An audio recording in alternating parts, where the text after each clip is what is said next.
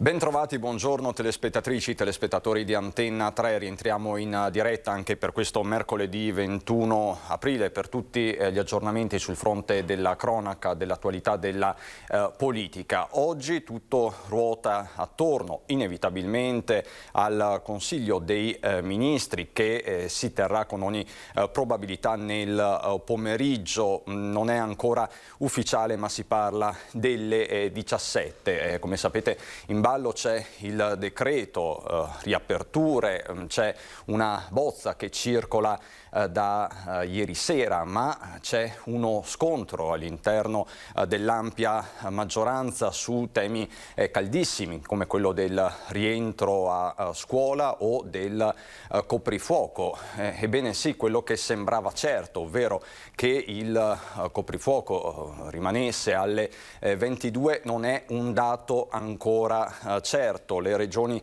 sono in pressing. Proprio questa mattina il governatore del Friuli Venezia Giulia, Fedriga, che poi è presidente della conferenza delle regioni, ha ribadito la linea chiedendo per l'appunto le 23. Il ministro Patuanelli con il ministro Speranza ha rilanciato, dice non se ne parla, resta il coprifuoco alle 22. Insomma, staremo a vedere. C'è poi il nodo della didattica, appunto in classe. Su questo fronte c'è un dietrofront dell'esecutivo Draghi. Non si rientrerà al 100%, questo per le scuole superiori, ma fino al 100% con un minimo del 60%. Quindi in questo caso c'è la discrezionalità dei dirigenti scolastici, ma anche qui staremo a vedere, perché il Movimento 5 Stelle proprio con Patuanelli rilancia chiedendo per l'appunto che si rientri al 100%. Come vedete, quindi nulla è definitivo alle 12:02. Vi farei sentire però, proprio collegato al tema della scuola, le dichiarazioni del sottosegretario alla salute Sileri, che ha parlato dei test salivari in classe. Sentiamolo.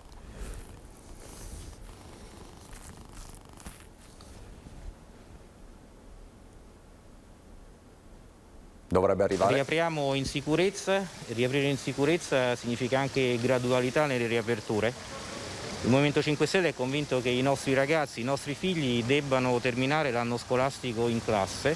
Questo deve essere fatto in sicurezza aggiuntiva per i docenti, per gli studenti, per le famiglie. Può essere data ad esempio dai test salivari che abbiamo proposto. Io personalmente li ho proposti diversi mesi fa. Credo che questa sia un'ulteriore garanzia di sicurezza. Quindi di nuovo riapriamo in sicurezza con gradualità, aggiungendo chiaramente dei controlli, vedi ad esempio i test salivari. Grazie. Ecco, questo quindi un altro fronte, quello del sottosegretario alla salute Sileri. Chiaramente il braccio di ferro è ancora in corso tra forze interne alla maggioranza. Per fare il punto di queste riaperture e non solo, siamo collegati, lo vedo già collegato, sono felice di questo, il sindaco di Spresiano Marco Della Pietra, che ritorna in municipio dopo un periodo non facilissimo, perché per alcune settimane è stato positivo al Covid. Bentornato sindaco. Grazie Cristian, grazie per l'invito. Sì, sono qua in sala consiglio, per cui più comune di così si muore. A presidiare il fortino, è ritornato a presidiare. Certo, anche perché quando il gatto non c'è si rischia che i topi vadano a ballare, ma in realtà no, dai, qua hanno ballato in queste settimane o no? No, dai, no. Diciamo di no. Lei, sindaco, in queste settimane ha tenuto un diario di questa quarantena, è stato anche molto seguito sui social. Com'è andata? Ci racconti? Ma in realtà l'ho spiegato in qualche occasione anche a chi me l'ha chiesto in questi giorni. In realtà il diario è stato un modo per far sentire meno soli coloro i quali hanno provato alcune sensazioni e magari pensavano di essere gli unici, e anche egoisticamente per far sentire meno solo me. Ho avuto l'occasione di conoscere molte persone con le quali stiamo ancora sentendoci quasi quotidianamente, tante storie, anche drammatiche per certi versi, e quindi adesso, quando passerà tutto, quando saremo un po' tutti più tranquilli, qualcosina ho in mente di fare con queste persone, anche perché la testimonianza di chi l'ha vissuto e di chi l'ha vissuto magari in una determinata maniera è sicuramente molto più incisiva, ecco, che sentire notizie in giro, leggendole sui giornali. Quindi, la testimonianza diretta è sempre quella più efficace, senza dubbio. Ma guarda, no, scusami Cristian, non volevo disturbare il tuo intervento. Ci tenevo a dire che non diamo per scontato che chi non ha avuto, chiamiamoli così, traumi a livello fisico non possa averli avuti a livello psicologico, perché io sono stato, lo dico, fortunato, perché sono stato coccolato come non mai in queste 2 settimane, ma d'altronde anche il ruolo magari mi ha permesso, ecco, di avere tanta gente, ecco, che mi chiamava, che mi teneva compagnia e non mi faceva pensare a diciamo che non ha sofferto di solitudine. No, assolutamente non mai sofferto di solitudine, fortunatamente. Però posso immaginare alcune situazioni in cui la cosa diventa davvero pesante, e posso immaginare anche, magari per chi non è ancora strutturato, e quindi immagino i ragazzini, ecco, e i bambini, cosa possa significare questo tipo di esperienza, ecco. Non sottovalutiamola. Assolutamente. Mi dicono che è collegata, la saluto, la ringrazio, Elisabetta Gardini dell'Esecutivo Nazionale di Fratelli d'Italia. Bentornata Gardini, grazie. Bentornata davvero. Saluto il sindaco, mi congratulo con lui per essere uscito da questa esperienza. Grazie, io ti saluto molto volentieri e mi fa piacere rivederti, perché è stata la prima persona che ho visto dopo la mia rielezione, e quindi mi fa davvero molto piacere vederti. Ah, ecco, quindi c'è anche una carambata, chiamiamola così. Siamo sul territorio, come si dice, no? Sì, è inevitabile. Gardini, le chiedo subito un commento a caldo su questo decreto riaperture che appunto si sta faticosamente formando. Che cosa ne pensa? Ma che si sta molto enfatizzando sulle riaperture, ma che di fatto ancora non sappiamo niente, perché il 26 di aprile si riapriranno le regioni in giallo, con un giallo diverso e più restrittivo rispetto a quello che conoscevamo, ma ancora non sappiamo quali sono le regioni gialle. Credo che questo sia il problema principale. E poi continuano ad esserci queste grandi contraddizioni. Guarda, io ho ricevuto proprio in questi minuti, non so se riuscite a vederlo, vediamo se riesco a farlo vedere. Questa è difficile perché ho lo sfondo, ma è una foto della metropolitana piena, strapiena, e questo imprenditore mi dice poi i ristoratori invece non possono, con le regole, i distanziamenti e tutto, aprire al chiuso, perché il 26 di aprile si apriranno bar e ristoranti solo all'aperto, e bisogna aspettare il 1° di giugno per poter attivare con tutte le regole e tutte le spese che poi hanno affrontato per rispettare le regole, attivare qualche sala all'interno. Ma sempre fino alle 18, perché poi dopo le 18 dovranno stare solo all'aperto. Quindi le solite la scuola. Allora, la scuola ha il 75% degli insegnanti che sono stati vaccinati. Sappiamo che conseguenze drammatiche sta avendo lo studio, la formazione a distanza, con le grandi discriminazioni tra chi sta in zone dove funziona, chi non sta in zone, chi sta in una casa attrezzata, ampia, con gli spazi, e chi no. Eppure i sindacati l'hanno avuta vinta e la scuola non si riapre. Nel frattempo, da più di un anno, non si è fatto nulla per risolvere il problema appunto dei mezzi di trasporto, e si poteva fare facendo gli accordi con i bus turistici, ma non solo. Non si è fatto nulla per risolvere il problema degli spazi dentro le scuole, si poteva risolvere facendo gli accordi, ma tutto questo va fatto a livello nazionale, ovviamente, con le scuole paritarie. Non si è fatto nulla, ancora non si è fatto nulla. Mi fa piacere che Sileri cominci a parlarne adesso. Ci sono paesi e in alcuni luoghi anche a livello sperimentale, anche in Italia, dove i test salivari, i test rapidi si stanno facendo per poter andare a scuola in tutta sicurezza. Si continua quindi a far leva soltanto ed esclusivamente sul colpevolizzare gli italiani.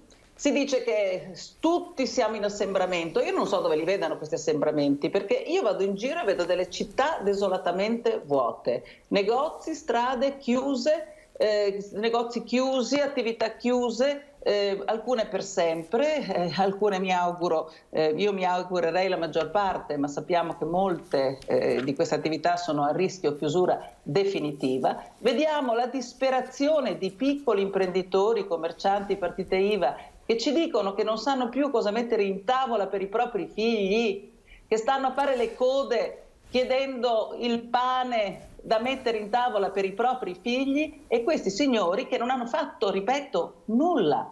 Perché anche questa mattina Guido Crosetto diceva: ma stiamo ancora con le cose fatte all'improvviso, giustamente all'inizio, no? Posso giustificare, non si sapeva, non si capiva, si sono prese delle misure, ma dice mano a mano che arrivavano i dati, che si poteva modificare la situazione utilizzando i dati e conoscendo quindi nel concreto quello che accadeva. Sui mezzi pubblici ci hanno raccontato che non ci si infettava, invece ovviamente ci si infetta se si va, non so, in un negozio a comprare un paio di pantaloni o un paio di scarpe, dove ci sono negozi amplissimi, dove si possono rispettare le distanze, oppure invece non ci si infetta se si va a comprare le sigarette in tabaccherie molto piccole, non ci si infetta se si va sui mezzi pubblici, non ci si infetta se si mangia agli autogrill, mentre ci si infetta se si mangia al ristorante, non ci si infetta se si mangia alle mense, ma ci si infetta se si prende un caffè al bar. Diciamo Lei non so se avrà visto che i bar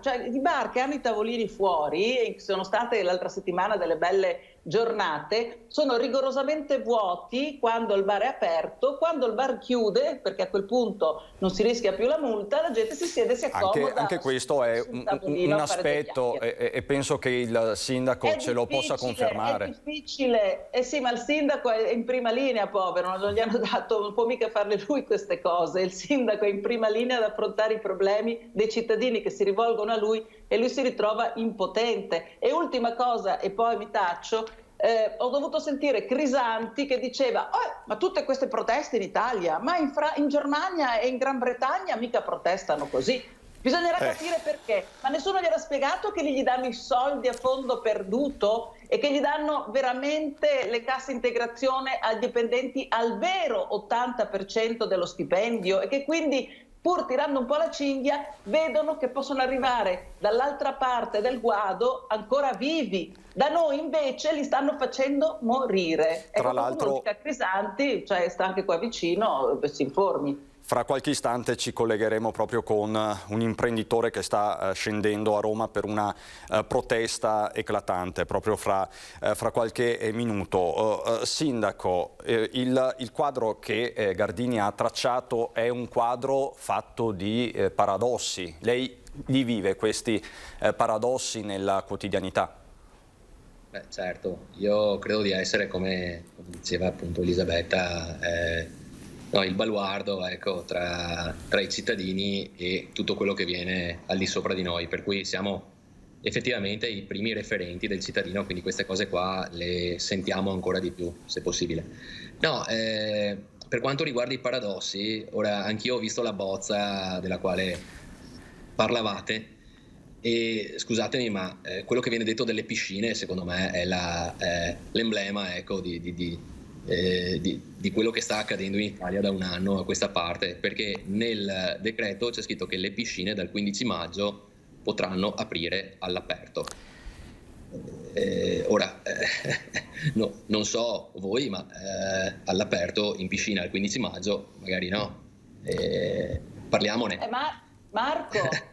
Marco, le terme invece da luglio. E questo è un altro aspetto, dal 1° di luglio. Forse si potrebbe fare il contrario. No, ecco, esatto, ma capiamoci. Anche questo è vero. E poi anche lì, ragazzi, avevamo cominciato quasi a capire che un certo tipo di atti andava fatto con con uno spazio temporale dalla decisione all'effettiva messa in opera di almeno una settimana, ma giusto per essere certi di fare le cose anche fatte bene. Siamo a mercoledì, si trovano stasera, vedrete che ci sarà ancora un po' di bagarre, quindi ok, al massimo giovedì. Da lunedì si parte, cioè davvero li mettiamo ancora più in croce. Diciamo che c'è il rischio di tornare alle vecchie abitudini. Tra l'altro voi parlavate entrambi di piscine e il nodo è estremamente caldo. Proprio in questi minuti me l'ha trasmessa il consigliere della Federazione Italiana Nuoto Pierpaolo Longo. C'è una lettera, la possiamo vedere, della FIN del Veneto indirizzata a Luca Zaia. È di fatto una richiesta disperata, i toni sono disperati, di riaprire le piscine, quindi andare oltre il limite del 15 maggio per le sole strutture all'aperto. Siamo alla disperazione, ci sentiamo abbandonati e ignorati. Non mancheranno solo i futuri campioni che si stanno preparando per i Giochi Olimpici, ma verrà meno il fondamentale servizio per la salute e la formazione di tutta la comunità. La preghiamo, dice la FIN del Veneto a Zaia, ci aiuti. Questo in stampatello maiuscolo. È una richiesta davvero disperata. Siamo alla disperazione, Gardini. Sì, volevo anche sottolineare un'altra cosa. Noi siamo un paese, la nostra regione vive di turismo, siamo la prima regione in Italia per il turismo, ma tutto il paese vive di questo.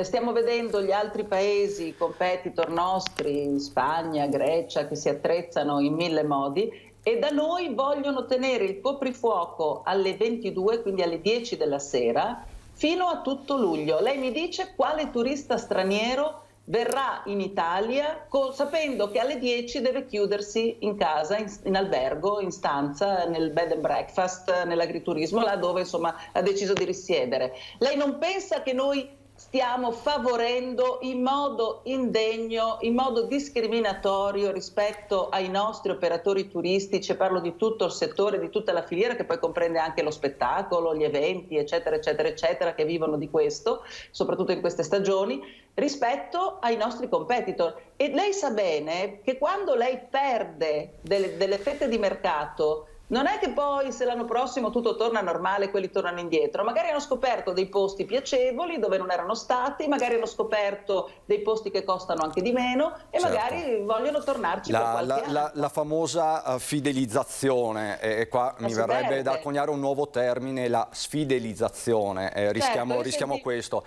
Poi ci dicono che per rafforzare il sistema immunitario dobbiamo fare attività fisica, e però ci hanno chiuso tutte le possibilità di poter fare un po' di attività fisica. Gardini, lei mi dà proprio un assist, perché collegato da Roma abbiamo Yuri della palestra Dorian Gray, che adesso è rappresentante del movimento Io Apro. Yuri, ecco, dove sei? Non sei ancora arrivato a Roma? No, sono in viaggio, sto ancora 2 orette e sto a Roma. Ecco, tu fai parte, dobbiamo andare in pubblicità, ma so che tu sei sempre molto incisivo. Cosa farai oggi a Roma in qualità di rappresentante del movimento Io Apro? Cosa farete? Allora, intanto mi collego alla Gardini, giusto, diceva tutte le cose giuste. Purtroppo loro sono all'opposizione e il governo questo non lo pensa come loro. Visto che il governo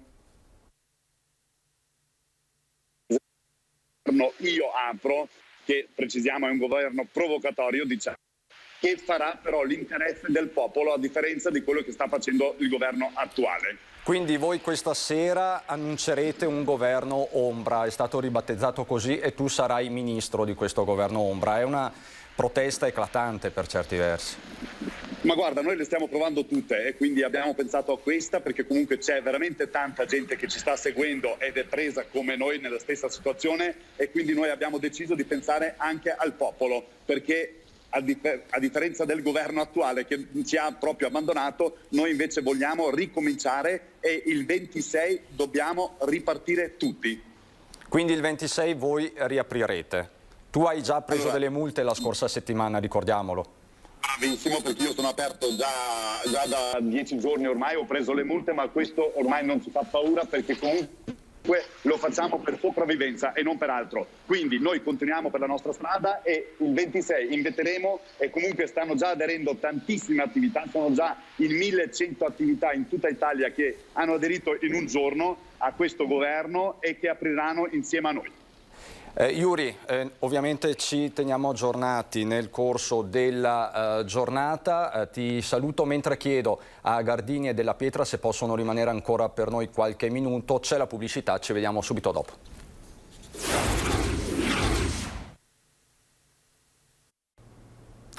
Di nuovo in studio, fra poco ci collegheremo con Marghera per la conferenza stampa del governatore Zaia. Sul tavolo tantissime le questioni aperte, c'è poi un piano vaccinale da rimodulare. Sono rimasti con me i nostri due ospiti, Elisabetta Gardini dell'esecutivo nazionale di Fratelli d'Italia e Marco Della Pietra, sindaco di Spresiano. Gardini, prima ci siamo collegati con Roma, sulla strada per Roma con Yuri, che è titolare di una palestra. Lei ha parlato di palestre e piscine, è uno dei tanti paradossi, innegabile.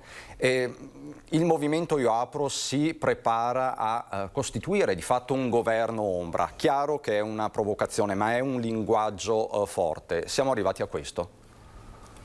Sai, sono mesi e mesi che noi abbiamo visto proteste molto educate, silenziose, con tanti imprenditori con le mascherine, distanziati. Siamo arrivati invece al paradosso di vedere le manifestazioni vietate. E che io mi sono molto preoccupata quando ho visto che il governo non ha dato il permesso al movimento l'altro lunedì di manifestare. Perché questo è un atteggiamento di non ascolto, di chiusura, che può inasprire soltanto la situazione, perché se io che sono messo in difficoltà, non perché non sono stato capace, non perché mi sono io comportato male, ma perché lo Stato mi impedisce di lavorare e poi con lo stesso Stato non dialoga con me, lei capisce che la frattura è molto pericolosa, molto seria e molto grave. Per quello io invito invece tutte le istituzioni, non si può scaricare sui sindaci che hanno l'ascolto costante e quotidiano con i cittadini, ma è a Roma e al governo nazionale che l'ascolto deve esserci, ma per dare risposte. Io non ne posso più di sentire stiamo lavorando, stiamo pensando, stiamo ragionando. Era la prima volta che veniva una pandemia di questo tipo, perché signori oramai sono passati 14 mesi, questo non è più consentito, non è più tollerabile. Copiamo dagli altri, altro che modello italiano, siamo i peggiori, abbiamo la peggiore situazione economica, abbiamo la peggiore situazione sanitaria con il più alto numero di morti per numero di abitanti, peggio del tanto vituperato Brasile, peggio del tanto vituperato, parliamo prima dell'amministrazione Trump. Ce ne sono diversi, ecco, siamo peggio di tutti. Allora è chiaro che quando noi diciamo che la chiusura soltanto non serve, ce lo dicono oramai tutti gli studi, la chiusura prolungata non serve, il lockdown serve quando è fatto in modo tempestivo, forte, ma in tempi brevi. Questo non sono mai stati capaci di farlo e vediamo che non hanno messo in campo nulla di quello che tutti questi mesi si sarebbe potuto fare. Non è più tollerabile questa situazione, io sono molto preoccupata perché è uno stallo oramai in cui si trova l'Italia dal quale sembra non si riesca ad uscire. E devo dire che ci sono tante altre cose, ma questa qui delle riaperture è una situazione grave, del non ascolto, del non dare risposta, è una situazione drammatica. Sindaco Della Pietra, lei nota, glielo chiedo in maniera telegrafica, questa tensione sociale sul territorio? Beh, credo sia evidente questa tensione sociale, e attenzione perché adesso siamo nella fase del governo ombra, ma dopo la fase del governo ombra, come diceva Elisabetta poc'anzi, viene fuori la rivoluzione, quindi attenzione, cioè sono ancora bravi a fare le cose e a non lasciarsi andare troppo, perché quello è che si arriva. Quando la gente è disperata si arriva a quello, e quindi attenzione, molta attenzione. Tra l'altro io vedo che l'unica forza politica in campo, della quale tra l'altro mi pregio anche di far parte, è Fratelli d'Italia, che anche qui sta facendo dei flash mob dicendo: se mi chiudi non mi chiedi, perché almeno quello, nel mentre si discute per come riaprire, però bloccami tutto il resto, fermami tutto il resto, cancellami tutto il resto, no? E invece le spese vanno avanti e incassi non se ne fanno, e questo qui si percepisce, lo percepisco io. Basta che Sindaco, qual è la richiesta più ricorrente che le fanno in municipio? Ma a me in realtà, siccome hanno visto che noi sindaci siamo andati incontro per quello che potevamo, quindi non fanno richieste esplicite al comune, ma dicono: ma insomma, ne dai qualcosa, ma arrivi i ristori, ma ci fanno i vaccini, tutte cose alle quali noi cerchiamo di rispondere per quello che sappiamo, ma chiaramente dovrebbe essere a livello centrale, e ancora tempo fa che dovevano essere fatti alcuni ragionamenti che potessero dare certezze. Noi, il dramma è che non abbiamo certezze. Anche la gente che ora protesta, se gli avessero detto: guarda che stai chiuso fino a domani e da domani riparti con assoluta certezza, loro si sarebbero comunque diciamo accontentati, avrebbero detto: va bene, dai, non importa, ci organizziamo per. In realtà non abbiamo neanche, vedete, caspita, non abbiamo ancora il decreto pronto e si parte lunedì. Capite di cosa stiamo parlando? Ha ragione Elisabetta quando dice: non possiamo più dire ciò non ce lo aspettavamo. Caspita, dopo 14 mesi non te lo aspettavi, dopo 14 mesi deve essere strutturato, al netto che ci siano stati dei cambi, che Conte e Draghi, non c'entra nulla questo. Un paese che vuole essere chiamato tale deve essere pronto dopo 14 mesi, perché sennò facciamo queste figure qua. E al di là delle figure, che permettetemi, va bene, ok, chi se ne frega, siamo l'ultimo paese mondiale, chi se ne frega, ma i cittadini stanno soffrendo, e questa dovrebbe essere la prima cosa a cui pensa un governante.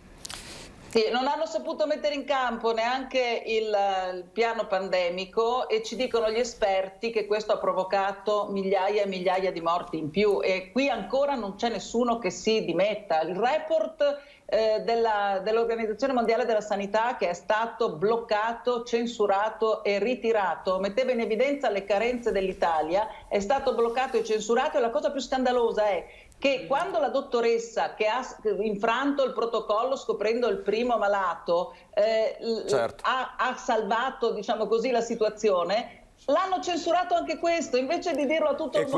E questa è un'altra partita che stiamo seguendo anche come emittente. Bisognerà aprire una nuova Norimberga Gardini, con i colpevoli che vanno condannati severamente. Vi saluto entrambi, è arrivato il governatore Zaia, dobbiamo collegarci con Marghera. Grazie davvero. 170.000. Vi annuncio ufficialmente che abbiamo passato i 9 milioni. 9.052.423 test abbiamo fatto. 9.052.423. Mai avrei pensato di fare quasi 9 milioni di tamponi. I positivi nelle ultime 24 ore sono 1.094, che sono stati, diciamo, identificati facendo 54.323 test, ovvero un'incidenza del 2%, un'incidenza bassa. Considerate che questa è un'incidenza da contact tracing, cioè positivo, ti dice i miei familiari si chiamano Tizio, Caio, Sempronio, o questi vicini di casa che ho visto l'altro giorno, eccetera. Quindi non è popolazione indifferenziata. Avete visto che quella volta abbiamo fatto per lo sorballo era lo 0,3%, una roba bassissima. Numero dei positivi totali del 21 febbraio 403.971. Numero dei positivi di oggi 24.593.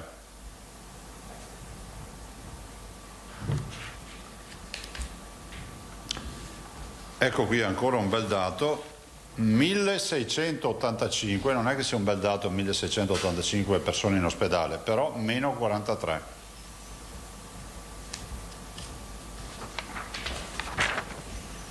I 1685 sono così distribuiti: 1449 in area non critica, meno 32, 236 in area terapie intensive, meno 11.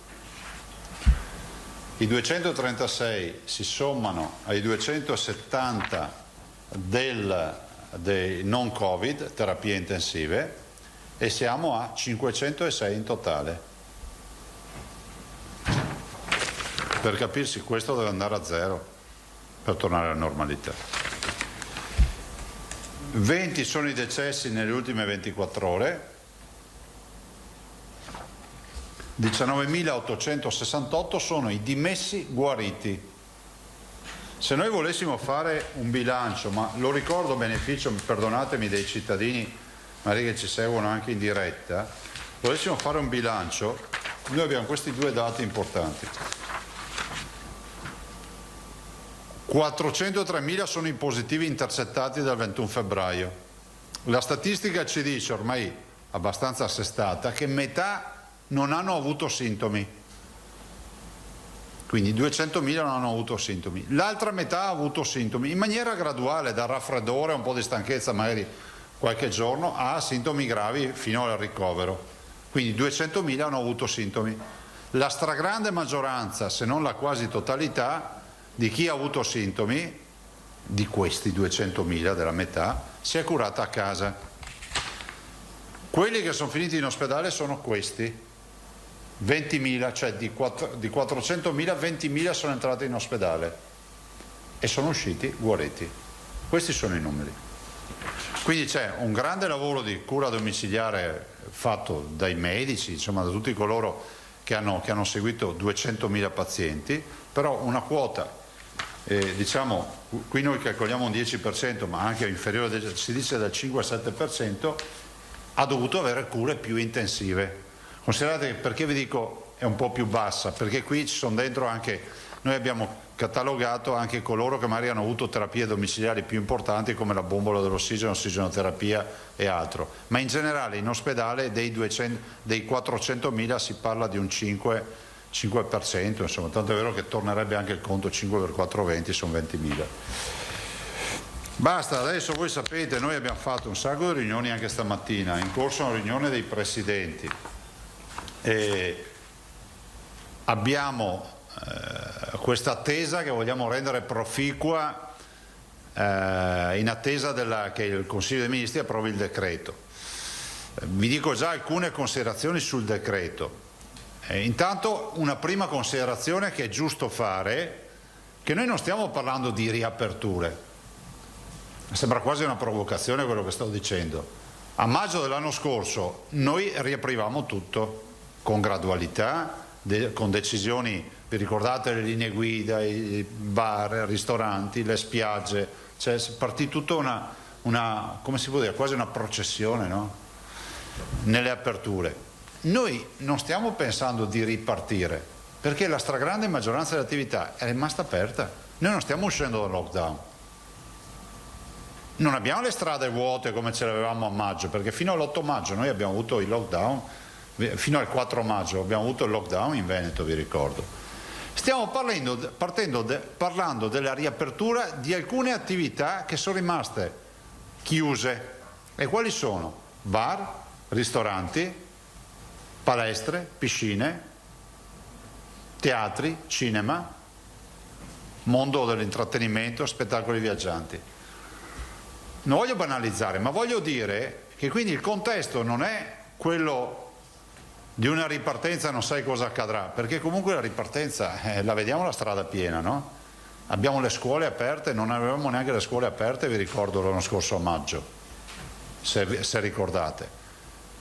Penso anche che rispetto al maggio dell'anno scorso noi oggi abbiamo qualcosa in più. Le vaccinazioni non c'erano allora.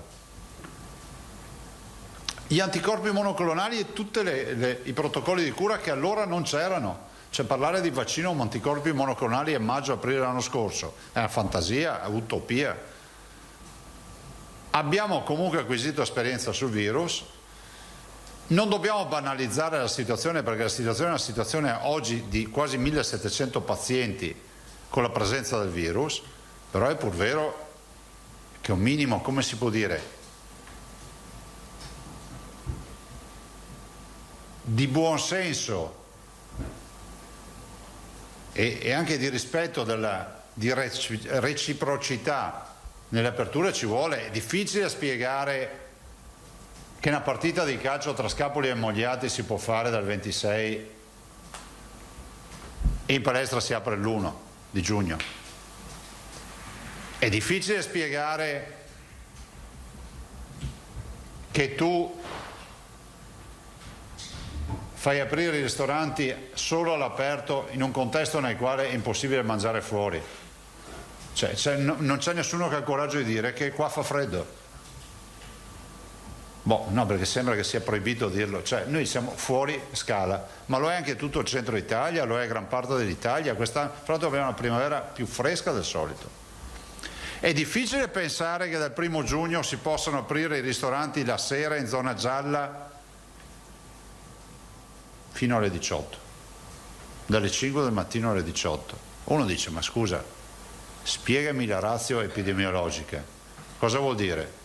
Premesso che hai fissato il coprifuoco alle 22, mi vuoi spiegare perché neanche fino alle 22? Cioè il virus diventa più letale di notte? No, perché sennò non ci preoccuperemo delle scuole. Quindi ho l'impressione che questa modalità debba assolutamente valutare seriamente il rischio, perché comunque ogni volta che si apre qualcosa ci assumiamo un rischio, una quota di rischio. Cioè non è che sia tutto, che questo sia un percorso netto. Di questo io ve l'ho sempre detto. Però è altrettanto vero che ci vuole un equilibrio anche come approccio, no? Perché se io do in mano alla scienza, al Comitato Tecnico Scientifico la decisione, alcune di queste decisioni sembrano incongruenti rispetto ad altre che sono già vigenti. È innegabile che il ristoratore ti faccia vedere la metropolitana piena e ti dice: scusa, il mio ristorante deve essere vuoto. Vi dico questo perché vorrei ricordare che le regioni italiane, in un gruppo di lavoro coordinato dalla Regione Veneto, hanno presentato le linee guida, ma non le abbiamo fatte con la casacca dei partiti, le abbiamo fatte qui con i nostri direttori della prevenzione,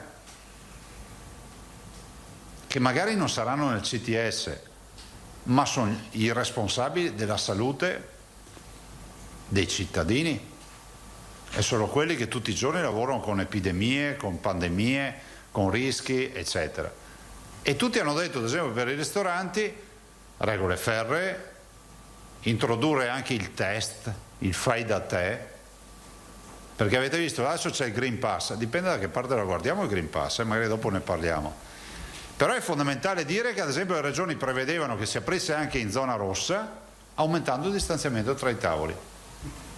Ovvio che sarebbe stato un distanziamento pesante, perché 2 metri da tavolo vuol dire quasi non aprire quasi i ristoranti, ma eravamo in zona rossa come proiezione. Ma la zona gialla prevede le linee guida che abbiamo lasciato prima di chiudere, a mezzogiorno e a sera. Qua non si tratta di fare gli aperturisti o i chiusuristi. Io non voglio essere né catalogato con quelli che vogliono aprire tutto e tantomeno con quelli che vogliono chiudere tutto. Guardare in faccia la realtà. È iniziata la fase della convivenza con i virus. Alla domanda se da qui all'infinito possiamo pensare di continuare con le restrizioni, tutti noi rispondiamo no. Cioè ormai abbiamo capito che portare la mascherina e evitare l'assembramento ci salva la vita. Stiamo galoppando con i vaccini.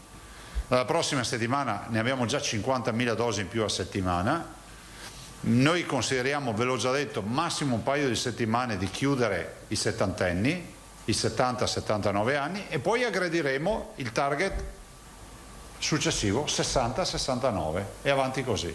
Ma prima dell'estate, se non mi fanno sorprese, io gli over 60, cioè tutti coloro che hanno più di 60 anni, sono vaccinati. Ma lo dico in via prudenziale perché sono convinto di arrivare anche ai cinquantenni. Ho visto delle proiezioni. Però vi dico, già aver messo in sicurezza gli over 60 vuol dire avere un'altra vita. Quanto al coprifuoco, io dico che,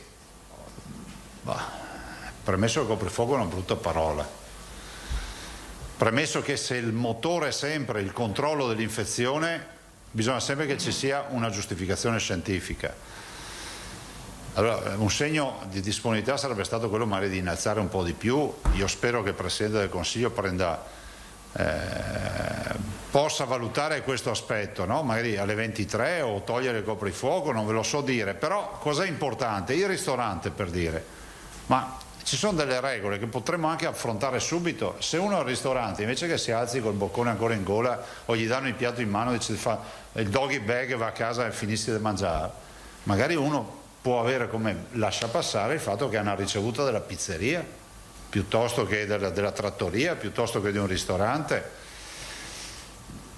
Io penso che queste sono cose ovvie, ma vi ripeto, non perché dobbiamo fare i fenomeni, qua c'è poco a fare i fenomeni, il virus c'è e dobbiamo stare attenti. E ripeto, siamo tutti preoccupati, noi per primi che abbiamo la responsabilità della salute dei cittadini. Però è pur vero che non siamo in un contesto nel quale siamo tutti chiusi in casa e decidiamo di cominciare pian piano come a maggio a aprire, ve l'ho detto prima. Ma è già, il 90% è già tutto aperto. Cioè a voi risulta che ci siano negozi chiusi? A voi risulta che ci siano fabbriche chiuse? Ci sono imprenditori che dicono che hanno fatto record di fatturato quest'anno per alcuni comparti produttivi. Ci sono alcuni imprenditori che hanno fatto il record negativo nella loro storia di perdite. E quindi a noi sono rimaste queste attività, diciamo, da rifar partire, e bisogna farle partire e poi sapete, io sono preoccupato perché abbiamo il turismo. Adesso so che in questo mondo non bisogna mai parlare dei soldi e del PIL, perché sennò sei un vile che pensa solo ai soldi. Però ragazzi, cioè, il PIL serve per sfamare le famiglie, i cittadini, e vorrei ricordarvi che pensare che l'apertura dei parchi tematici il 1° luglio, ma sapete cosa vuol dire per il Veneto? Stiamo parlando dei parchi che sono elementi di attrazione paurosa. È inutile che ve li stia a accettare, no? Gardaland, Carnival World, i parchi acquatici, eccetera. Cioè noi viviamo di turismo in Veneto e ai nostri imprenditori non arriva lo stipendio a casa anche se non fanno turisti. E sapete qual è la grande soddisfazione? Che i turisti stranieri stanno premendo ai cancelli per poter ritornare da noi. Io continue richieste di capire, e questa è una condizione che va posta al governo, perdonatemi, ma veramente in maniera costruttiva. Dobbiamo chiarire da subito il tema delle quarantene, perché se un turista americano arriva in Veneto e è vaccinato non deve far quarantene, perché sennò noi perdiamo tutti i turisti. E sapete che il cliente, come si dice, ci mette una vita a fartelo e un secondo a perderlo. Ormai c'è, fra virgolette, un'abitudine familiare di venire in Veneto, ma se cominciamo a saltare un anno metà e metà, quest'anno li perdiamo tutti, probabile che si innamorino in qualche isola veramente greca, e a noi non va bene questo, noi siamo più belli della Grecia. Non c'è dubbio sul fatto che il Veneto sia oltre ogni possibile sogno dal punto di vista turistico, e quindi noi dobbiamo chiedere che si faccia chiarezza su questo, perché è inutile farla a luglio. Chi compra i viaggi, chi compra le crociere, chi viene qua dall'estero, noi abbiamo il 68% dei nostri turisti sono stranieri, su 72 milioni di presenze turistiche, il 68% è straniero. Quindi la programmazione da uno che viene da distante non è sappiamo a macchina andiamo a fare un weekend in Veneto, lo potrà fare l'austriaco che è qui, che sono nostri dirimpettai, vicini di casa, lo sloveno, qualche croato, ma la verità è che la programmazione del viaggio in Veneto è una programmazione importante, perché non vai a farti una passeggiata, è una grande regione turistica e dobbiamo dare garanzie sul fatto che chi è vaccinato non deve far quarantena.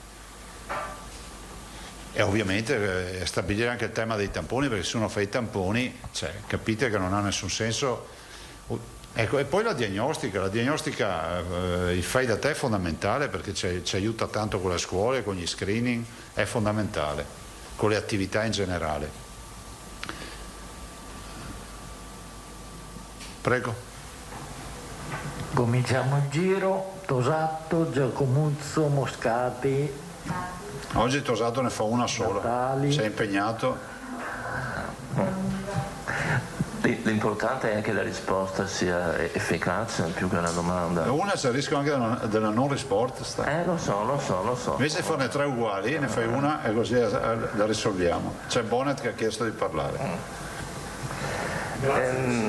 Prego. Allora guardi, la valutazione che lei al momento dà dei presupposti del decreto, nel senso che il Consiglio dei Ministri mi pare è convocato alle 17, i contenuti essenziali del decreto immagino che li conosciate già perché vi siete confrontati, diciamo in che misura, in che percentuale, in che scala questo decreto recepisce le vostre proposte? Ma io parlo anche della sintesi che abbiamo fatto con i colleghi governatori. Siamo davanti a un governo di unità nazionale e quindi ci sono poche divagazioni sul tema, no?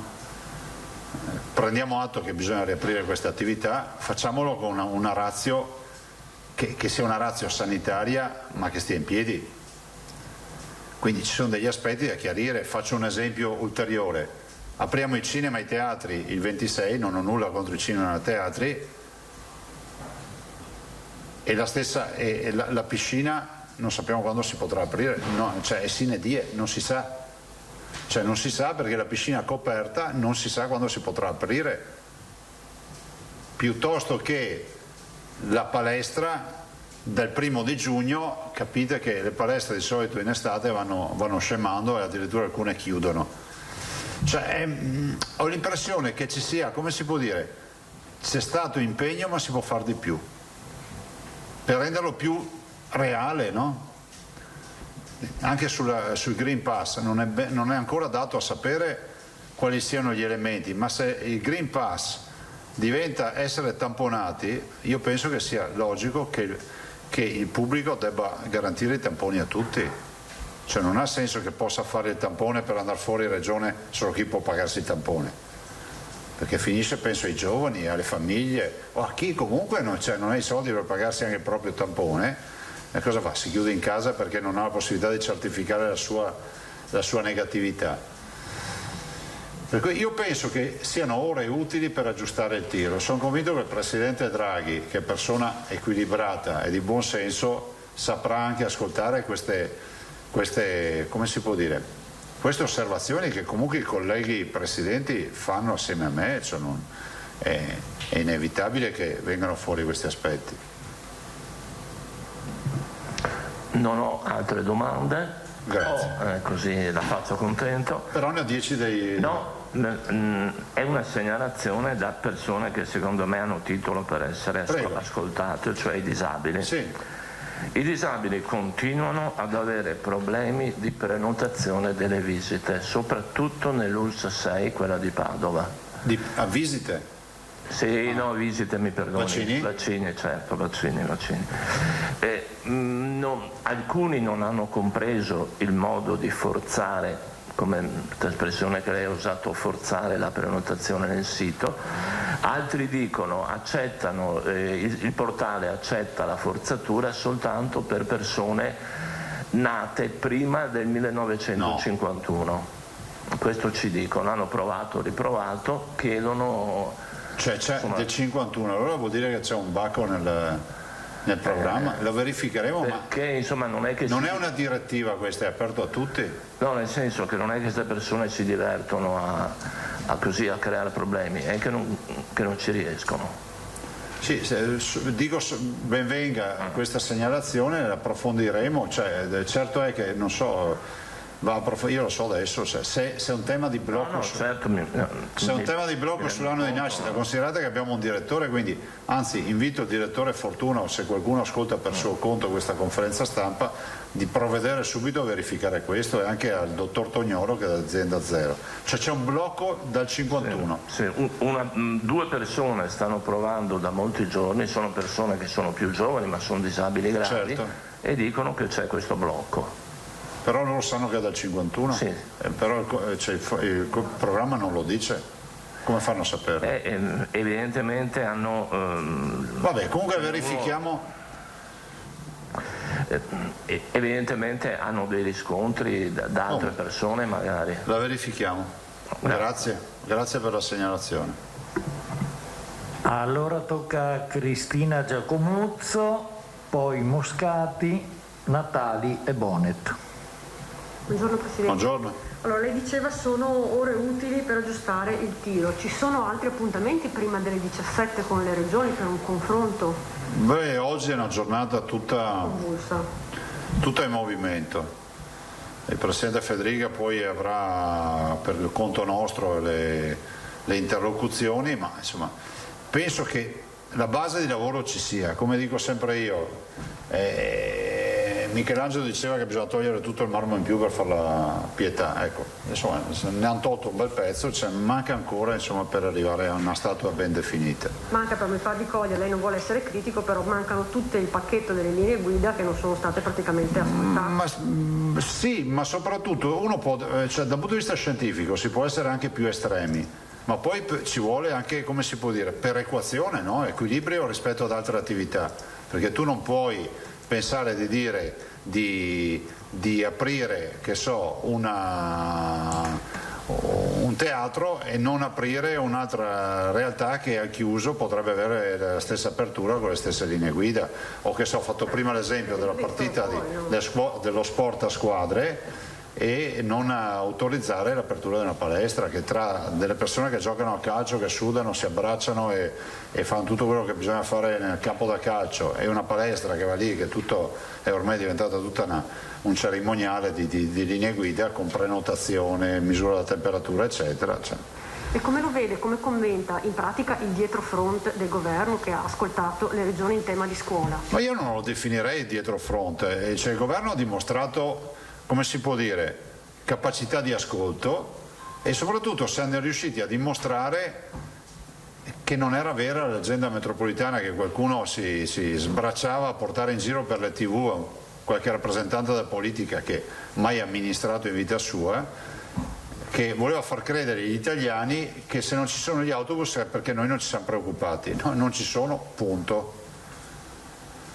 Cioè, nel senso che vi ho detto, il Veneto avrebbe bisogno di 1000 autobus in più, impossibile, a parte il fatto che logisticamente andremo a collassare le città, però a parte questo non ci sono, la mia vicepresidente mi conferma questo. Adesso pensare al 60%, io ieri ho fatto un intervento, ho detto, so che è stato riportato anche dalle agenzie, ho detto ci rimettiamo poi a un tavolo prefettizio, per carità, non vogliamo essere noi, cioè il tavolo che c'è per i trasporti deciderà qual è il livello di sostenibilità.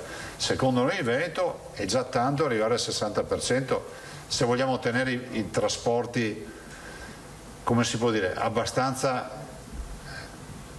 sostenibili. Se poi si vuole spingere oltre, si sa che non si rispetta più le regole.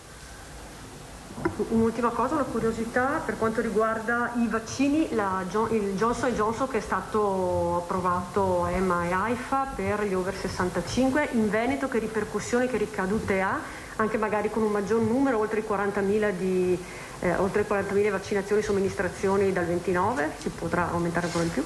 Ma sì, adesso noi stiamo aspettando ovviamente la circolare, però insomma noi provvederemo alle vaccinazioni. Adesso stavo vedendo se ho, ma non ce l'ho, il report dei vaccini, così vi dicevo anche non ce l'ho, però insomma dalla prossima settimana noi abbiamo un magazzino di 200.000 a settimana in totale. Scusate, il report vaccini vi è già stato inviato un'ora fa circa. Quindi vedete lì tutti i dati.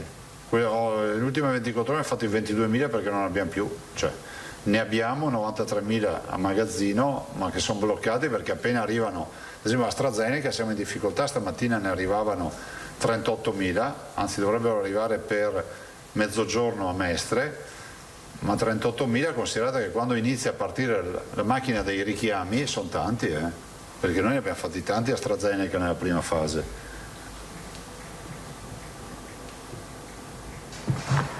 Proseguiamo allora con Silvia Moscati. Sì, buongiorno Presidente. Buongiorno. Allora, si era parlato di questo benedetto coprifuoco che ieri alcune voci lo spostavano alle 23 e è stato detto che il coprifuoco, perché non toglierlo definitivamente, perché è stata la risposta dei tecnici è stata quella che è un deterrente. Allora, in realtà il deterrente è anche dal punto di vista turistico, perché se è vero che i turisti possono comunque venire, al di là del problema della quarantena, chiaramente se hanno un coprifuoco anche questo è un deterrente per le prenotazioni. Ah, ma lo è sicuramente, cioè andare a far villeggiatura in un posto dove c'è il coprifuoco, esatto. Però ripeto, io non voglio fare la figura e avere l'immagine di colui che, come si può dire, rinnega quello che è accaduto. Noi abbiamo un'infezione che è ancora in corso, dobbiamo stare molto attenti perché il livello di rischio c'è, però penso che la sostenibilità del portarsi in pancia questo rischio ci possa essere, aiutati anche dalla bella stagione, da tutta una serie di fattori quali la vaccinazione.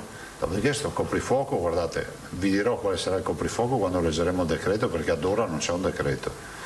Però sappiamo anche che è stato spostato al 31 luglio lo stato d'emergenza. Anche sì. Quello è un deterrente per il turismo, perché... Ma sì, questo era accaduto anche l'anno scorso.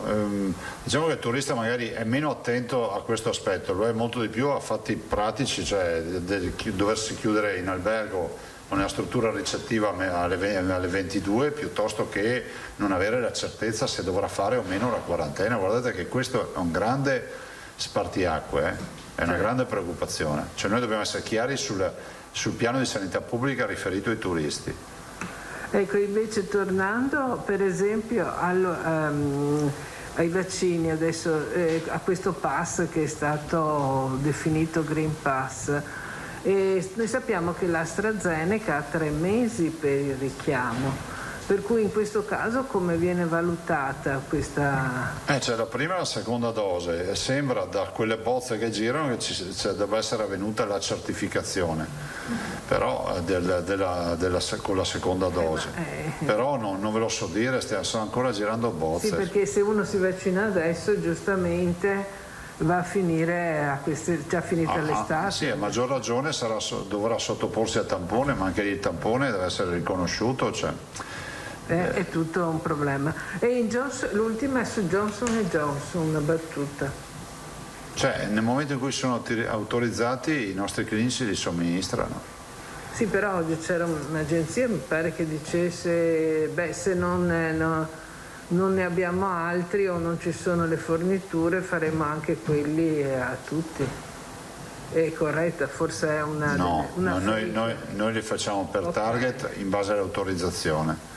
Per cui niente, cioè over 60 anche di Johnson & Johnson. Certo. Sono stati liberalizzati queste forniture di Johnson & Johnson che erano arrivate? No. No, ancora no. Non ci sono novità in questo. No. Grazie. Prego.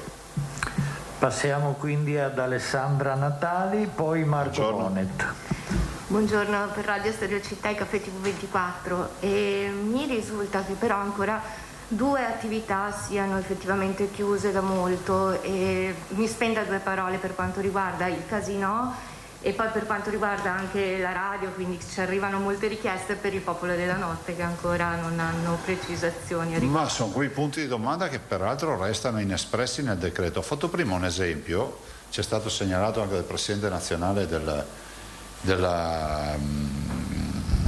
nuoto, che la piscina coperta nella bozza di decreto non è normata, non si trova la norma per la riapertura. Abbiamo i locali della notte, o meglio il mondo dell'intrattenimento, che è letteralmente paralizzato e fa parte delle categorie più penalizzate dal Covid, fin dal primo giorno, che giustamente molti operatori quando io li incontro mi dicono: ma scusa, se era colpa nostra la diffusione dell'infezione, siamo sempre serai, adesso è acclarato che noi non abbiamo, vi ricordate quest'estate che sembrava che l'infezione fosse partita da 3 discoteche, la verità è che sono 8 mesi che sono chiuse e l'infezione continua ad andare avanti.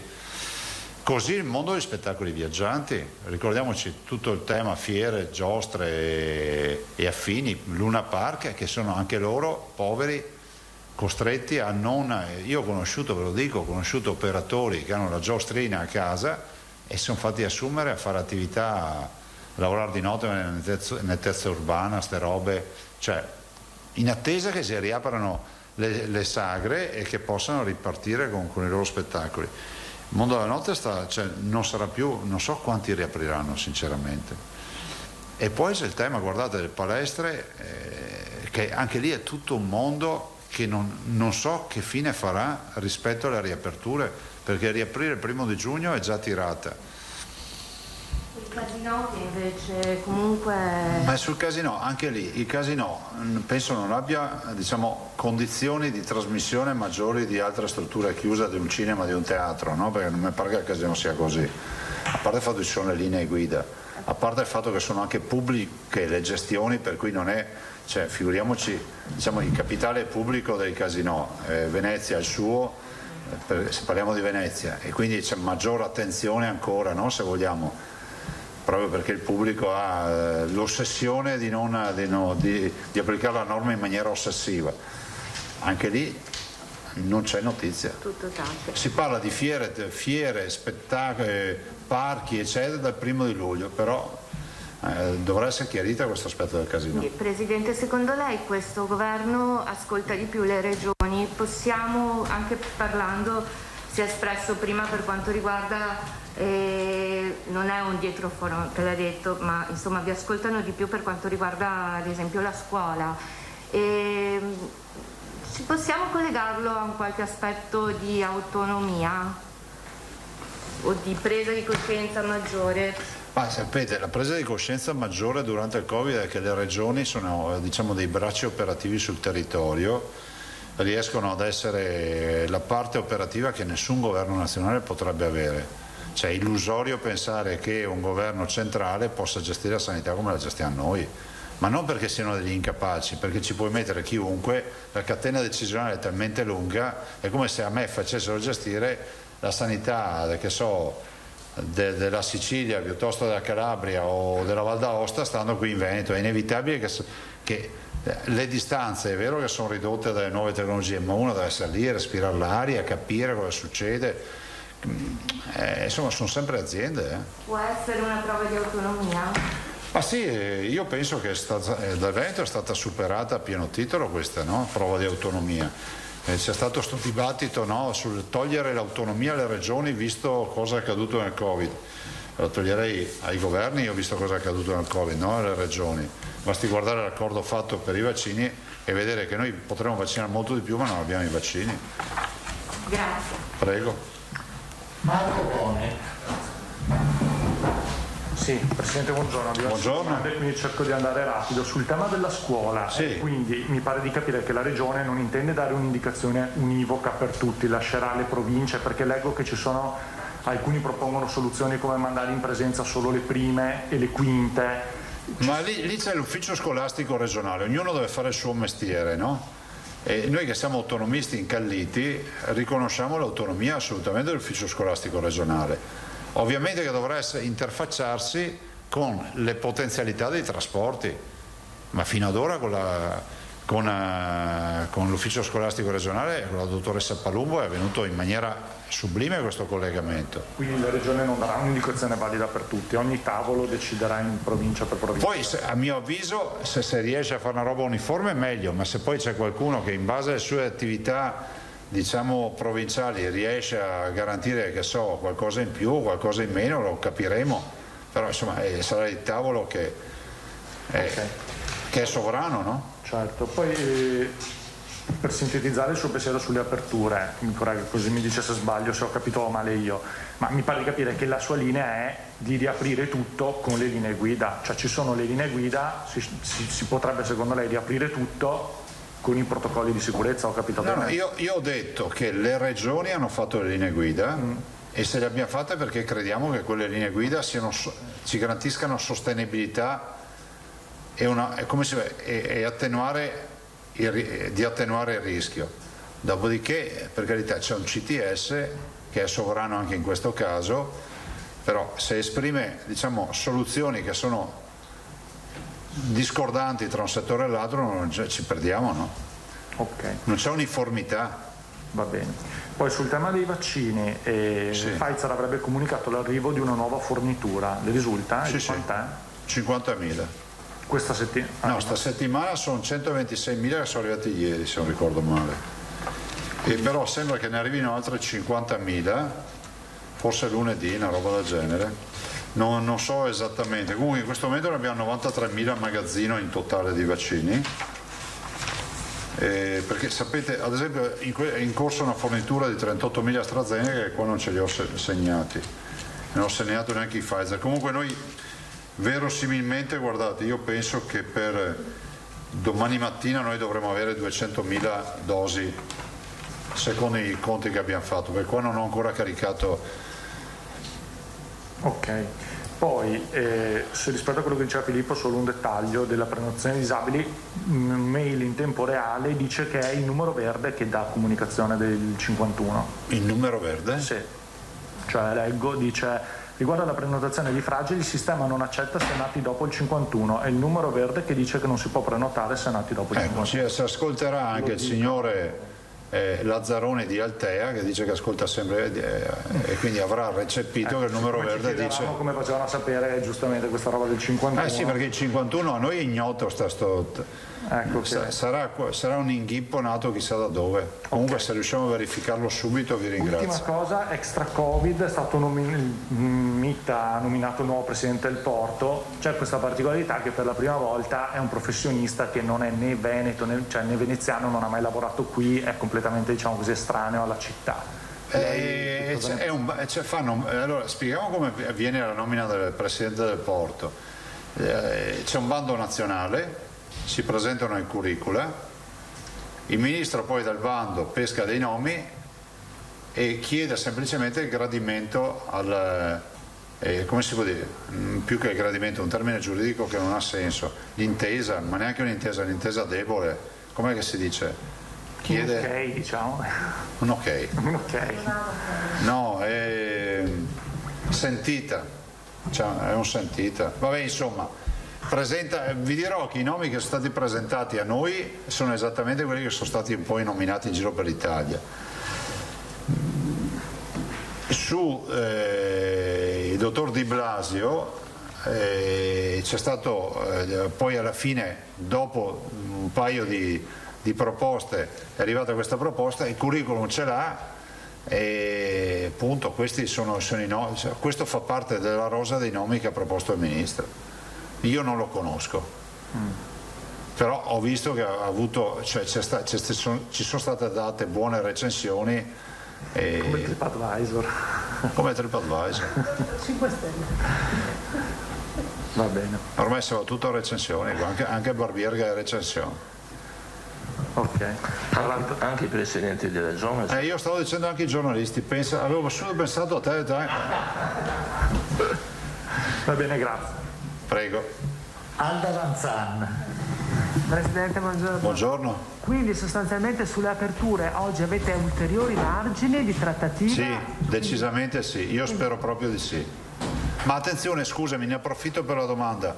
Non margini per andare lì a fare i fenomeni, per fare in modo che ci sia un equilibrio e una logica in quello che sta accadendo, perché ripeto, non puoi aprire un teatro e pensare che altre attività simili restino chiuse, piuttosto che non puoi pensare che la ristorazione, vi ho fatto prima l'esempio, il 1° luglio si apriranno i parchi acquatici, cioè pensare che siano quelli all'aperto più difficoltosi di altre attività chiuse che avevano aperte 2 mesi prima, la vedo dura. Prima ero in TV con dei ristoratori e facevano vedere tutte le foto, le immagini della metropolitana di Roma dove c'era il caos e dicevano noi siamo qua con 12 diciamo avventori, no? Che non possiamo neanche portarli da fuori a dentro al ristorante. Non è, scusi, lei prima aveva detto, poi vi dirò cosa penso del Green Pass, che Bolzano tra l'altro l'ha già istituito. Bolzano farà un'applicazione, la provincia autonoma di Bolzano farà un'applicazione sul telefonino, si aprirà una schermata verde e con quello uno fa quello che vuole, basterà dimostrare appunto di essere stato o vaccinato o di avere tampone negativo nelle precedenti 48 ore oppure di aver avuto il Covid e quindi di essere, tra virgolette, immunizzato per un periodo X. E con questo Bolzano già parte. Lei che cosa pensa e è d'accordo con Bolzano? Che cosa farà? Io condivido quello che fanno, la fortuna è che loro hanno l'autonomia. Dopodiché si cercherà anche di capire con questo decreto come verrà inquadrata questa attività.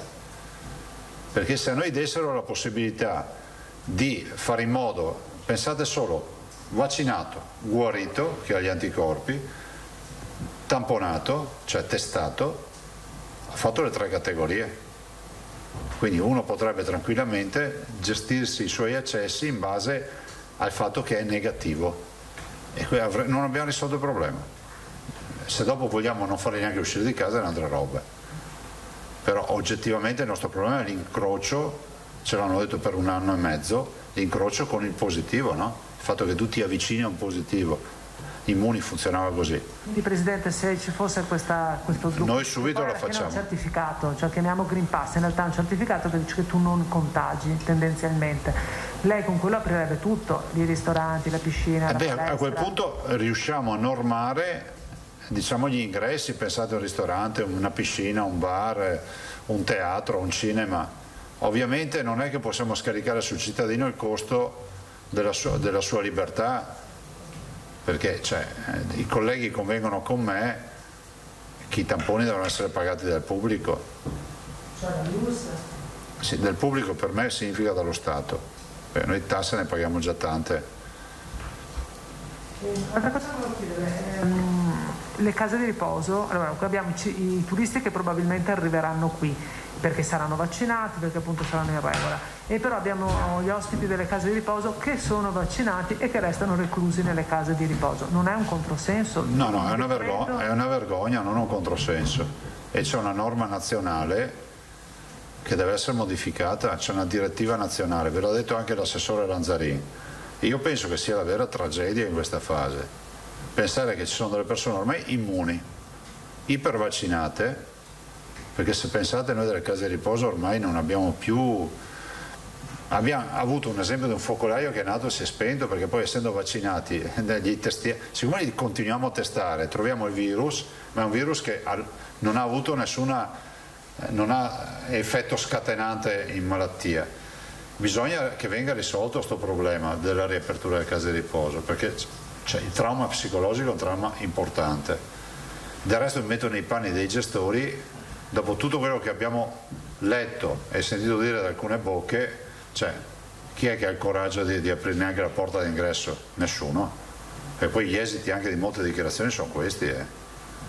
In un paese nel quale si denuncia tutti. Secondo lei, ultima domanda Presidente, in attesa del decreto, quindi delle nuove disposizioni e della mediazione che state tentando con il Governo, se uno ha un'attività tipo, non so, ristorazione, bar, nell'attesa aspetta di capire cosa succederà, oppure sa che ad esempio i ristoranti che aprono per le mense, per gli operai, continueranno al chiuso a farli? Loro secondo me continueranno. Però si aspetta il decreto, immagino, su questa cosa. Prego? Si aspetta il decreto oppure è già certo? No, secondo me non andranno a toccare quell'aspetto, perché il tema è quello lì, lo fanno a sostegno delle imprese, quindi si è sempre fatto anche durante il lockdown. Okay. Se togliessero questa facoltà in assenza di lockdown, vi ripeto che noi non abbiamo un lockdown dietro le spalle, abbiamo una zona frato arancione oggi. Arancione. Fra l'altro ho visto i dati domani, allora io vedo di invitare l'ingegnere Fattori per venerdì, così vi dà lo schema delle possibili fasce di popolazione. Tabellone? Sì, il tabellone. E domani vi diamo anche i dati, le proiezioni dei dati su R con T e incidenza, ma comunque stanno andando giù, visto delle ULS che sono a 60 di R con T, 0,60. Sì, possiamo recuperare la tabella dei focolai scolastici che ovviamente è in movimento, sulle scuole è in movimento la cosa. Non è che proprio faremo un percorso netto. Sì, è bene ricordare che tutti siamo per l'apertura della scuola, ma tutti dobbiamo avere coscienza che la circolazione del virus aumenta. Grazie, buon lavoro ragazzi. Grazie a tutti, a domani. Verifichiamo quella del 51, che adesso la verifichiamo.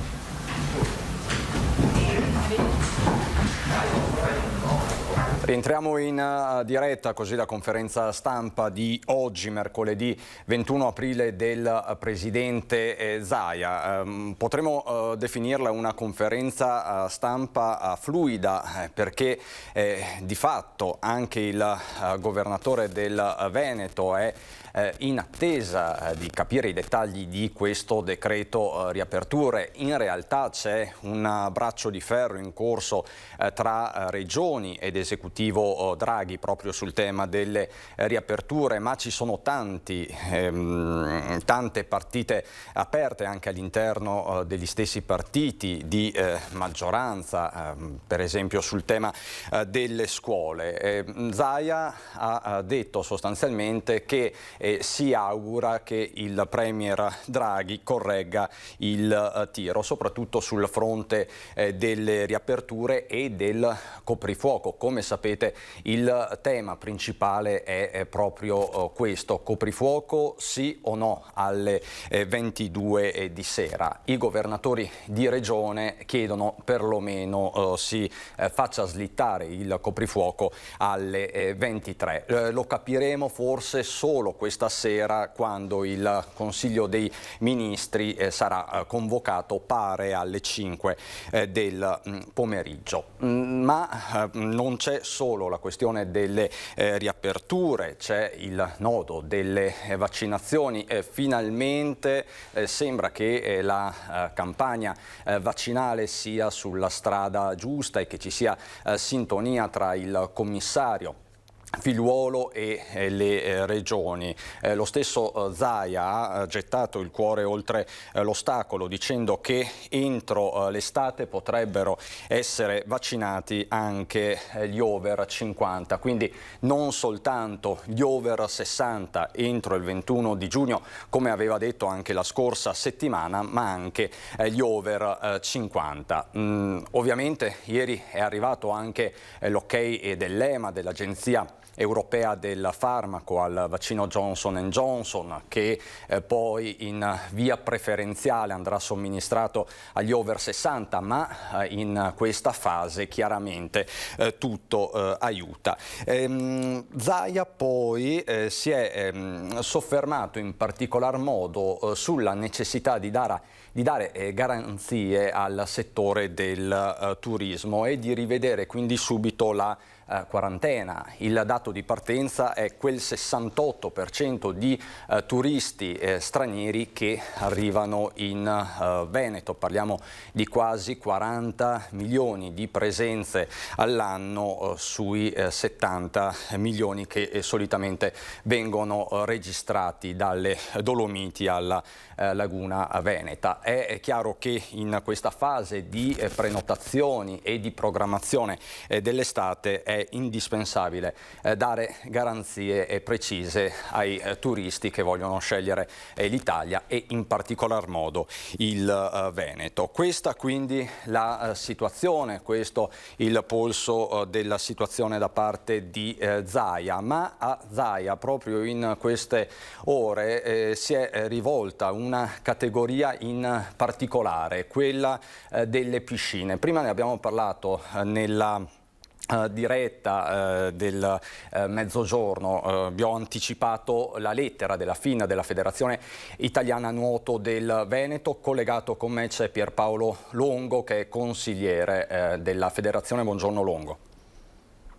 Buongiorno Cristian, grazie per l'invito. Longo, lunedì lei era qui con la collega Daniela Sizzia, avete fatto il punto della situazione. Come Antena 3 stiamo seguendo la partita di piscine e di palestre. Oggi voi lanciate un appello a Zaia perché faccia correggere il tiro, utilizzando le parole dello stesso Zaia, al Premier Draghi. Cosa chiedete in sintesi, Longo? Sì, esattamente. Come diceva in conferenza poco fa il Presidente Zaia, che in queste ore è in contatto col nostro Presidente nazionale, l'onorevole Varelli, si sta tentando di capire che fine faranno le piscine coperte, perché non sono menzionate nella famosa bozza che sta circolando, ma è semplicemente dato il via libera, sembrerebbe dato il via libera per il 15 maggio alle piscine all'aperto, ma che, come ha citato il Presidente Zaia, nella nostra regione in questa primavera particolarmente fresca è impensabile poter immaginare un'apertura delle attività. Oltre a questo abbiamo ricordato al Presidente tutte quelle categorie definite fragili, quindi l'anziano, la disabilità, le patologie croniche, che non hanno la possibilità di riprendere quell'attività quotidiana all'interno delle nostre strutture a temperature non idonee, quindi per parlare di acqua intorno ai 28-29 se non 32 gradi che si ottengono solo in indoor. E devo dire che sono ore incalzanti, perché l'aggiornamento che abbiamo con Roma effettivamente vede dei tavoli tuttora aperti con nulla di definito, quindi rimaniamo nell'attesa del testo proprio per capire che fine farà questo settore che è stato completamente dimenticato dal testo di norma. Ecco, nella lettera che abbiamo mostrato a mezzogiorno, possiamo rivederla, il presidente della FIN del Veneto, Cognonato, dice chiaramente a Zaia: la preghiamo, ci aiuti, faccia sentire anche lei la sua autorevole voce di rappresentante delle istituzioni. Siamo alla disperazione. Sono parole fortissime, Longo. Esattamente, anche perché purtroppo, senza tornare nel medesimo tema, i ristori non sono capienti e non ci sono. Abbiamo la necessità di riaprire per una questione proprio di flusso di cassa e di ricavi. Il Presidente Zaia ha l'opportunità di sedere al tavolo e con la conferenza Stato-Regioni di arrivare al Ministero della Salute, che purtroppo non vede l'apertura delle nostre attività. Le società di gestione, ricordiamoci, sono loro che garantiscono poi l'attività lavorativa ai collaboratori, ai nostri dipendenti e quant'altro. Se ciò non ci è consentito con un'apertura, ricordo, in sicurezza, sotto stretti protocolli rigidi di controllo, devo dire che arrivare al 1° giugno sarà molto difficile e sicuramente ad oggi non lo sarà per tutti. Ecco, questo è il punto, insomma, il problema è arrivarci per molti al 1° giugno e ce lo stiamo dicendo da tempo. Longo, grazie per questo aggiornamento, se ci sono delle novità chiaramente ci teniamo in contatto, perché il mondo delle palestre e delle piscine non solo è a cuore a tanti, ma impiega una marea di persone in tutto il Veneto, parliamo di migliaia di addetti. Grazie a Pierpaolo Longo, consigliere della Federazione Italiana Nuoto. A presto. Grazie a voi. Grazie. E ci sono tantissimi aggiornamenti di cronaca di cui darvi conto. Il primo: la Corte d'Appello di Venezia ha confermato la condanna a 2 anni nei confronti dei genitori di Eleonora Bottaro, la ragazza, lo ricorderete, di Bagnoli di Sopra, morta di leucemia nel 2016 perché rifiutò la chemioterapia. Lino Bottaro, 65 anni, e Rita Benini, 53, avevano impugnato la sentenza del giugno 2019 che li condannava a 2 anni per omicidio colposo. Il giudice Marina Ventura aveva infatti ritenuto i coniugi responsabili della morte della figlia 17enne Eleonora per aver rifiutato di sottoporla a chemioterapia, all'epoca malata di leucemia linfoblastica acuta, una vicenda che aveva fatto il giro d'Italia. Oggi l'epilogo con la conferma della condanna a 2 anni nei confronti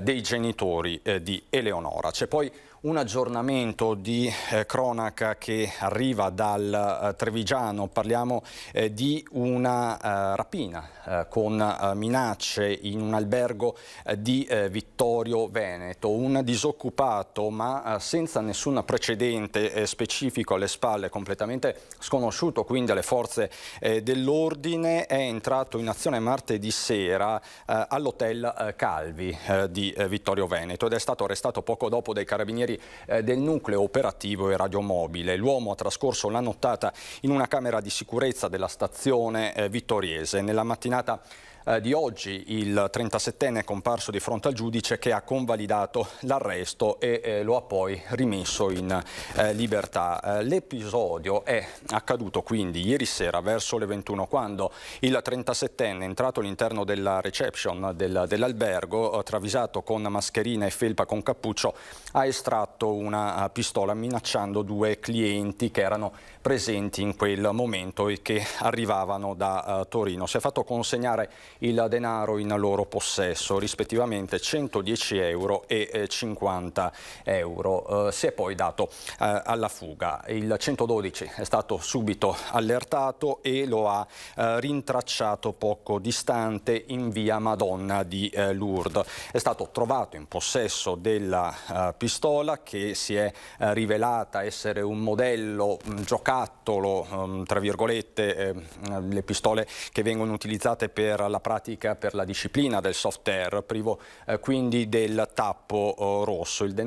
Il denaro è stato recuperato e restituito alle vittime e appunto l'uomo arrestato, ma appunto questa mattina è stato rimesso in libertà.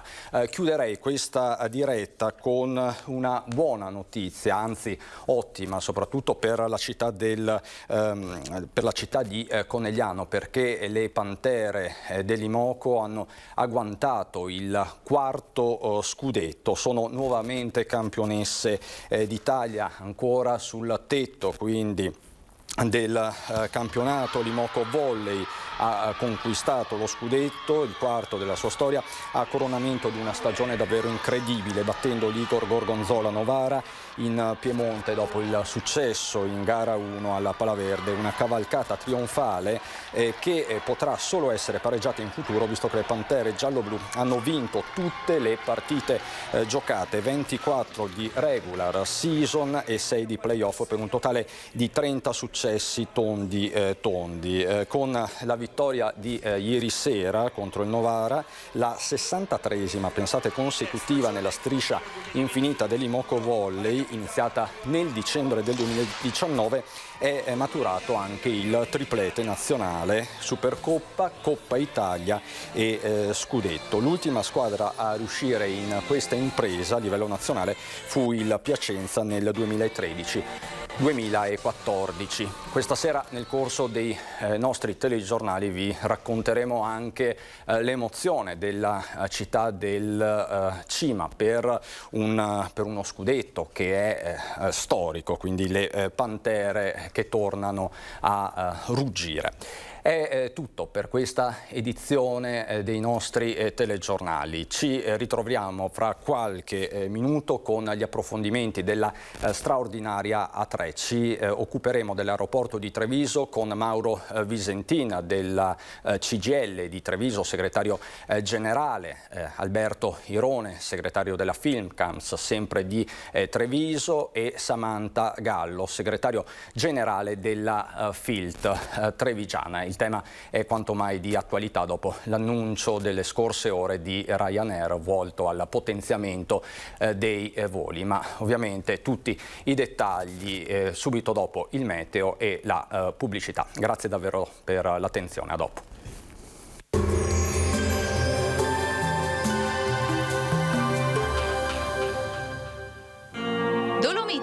Serramenti in PVC di alta qualità fatti per durare nel tempo. A Longarone, Poincico di Zoppola e Sandona di Piave. Bentrovati al meteo. Una circolazione instabile insiste sull'Italia, dunque al nord-est avremo ancora qualche conseguenza di questo flusso perturbato che ormai da giorni è in azione. Vediamo insieme il dettaglio. Sul Veneto la giornata di mercoledì 21 aprile sarà caratterizzata da un tempo asciutto e soleggiato al mattino. Con il passare delle ore la nuvolosità tenderà ad aumentare e sui settori montuosi sarà possibile anche qualche acquazzone che localmente potrebbe scendere fin verso le aree pianeggianti. Temperature comunque gradevoli, minime tra i 5 e i 9 gradi, massime tra i 13 e i 18 gradi all'incirca. Ci spostiamo ora sul Friuli Venezia Giulia, anche qui tanto sole in mattinata, dal pomeriggio cielo più coperto con rovesci via via più frequenti. Temperature minime tra 8 e 10 gradi, massime sui 15-17 gradi. Infine ci spostiamo sul Trentino Alto Adige, dove inizialmente avremo un ampio soleggiamento, a seguire più nubi e anche qui non si escludono delle piogge. Temperature minime intorno ai 6-7 gradi, massime infine sui 17 gradi all'incirca. Dal meteo per ora è tutto, vi auguro come sempre un buon proseguimento con Antena 3.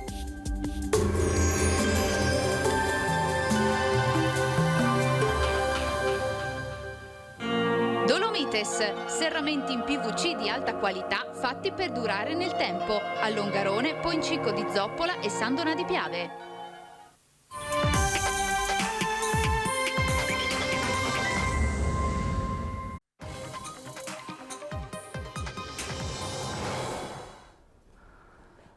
Rientriamo in studio con il nostro approfondimento dedicato oggi all'aeroporto di Treviso, al Canova, fermo causa Covid ormai da un anno.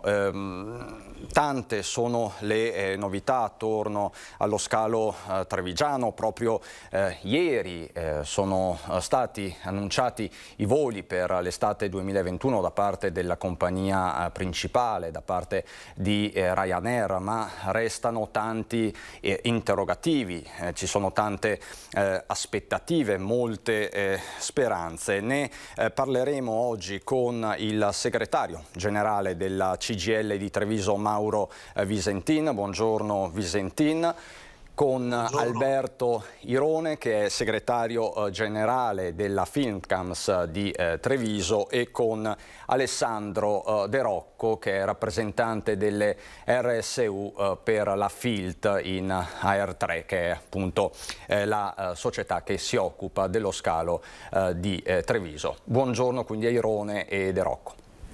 Buongiorno. Allora, Visentin, la questione è caldissima. Come dicevo ieri, Ryanair ha annunciato questi voli. In realtà è da qualche mese che si parla del potenziamento comunque dello scalo trevigiano, con l'arrivo di 2 aeromobili che stazioneranno per l'appunto al Canova. Parliamo di 48 rotte per Treviso, un investimento di 200 milioni. Questa è la comunicazione ufficiale. Venerdì però è prevista una mobilitazione dei lavoratori, dei sindacati. Ci può fare una fotografia esatta di quello che sta succedendo al Canova? Sì, la fotografia esatta rischia di venire mossa, nel senso che ogni minuto c'è una novità. Ieri l'annuncio alla stampa appunto di queste nuove rotte, che a noi ovviamente fa piacere. Ci piacerebbe però che ci fosse un tavolo dove si affrontano queste questioni anche con il sindacato e con i lavoratori, perché chiaramente noi apprendiamo le notizie dalla stampa e non abbiamo ben chiaro qual è il piano industriale della proprietà dell'aeroporto. L'altro aspetto è che per troppo tempo questo aeroporto è rimasto fermo e i lavoratori per troppo tempo non hanno potuto svolgere il proprio lavoro, il proprio compito. Ad oggi sono e continuano ad essere in cassa integrazione, però non abbiamo ben chiaro le modalità e il tipo di coperture che ci saranno. L'altro aspetto è che, nonostante sia stato appunto approvato il master plan anche da parte del Ministero, la prima novità che è arrivata, e questo è uno dei motivi della mobilitazione, è che si è chiesto il taglio degli stipendi dei dipendenti che insistono nell'aeroporto. Ora, questo credo sia proprio la maniera più sbagliata per provare a ripartire. Noi pensiamo che ci debba essere un tavolo di crisi gestito e coordinato dalla Regione.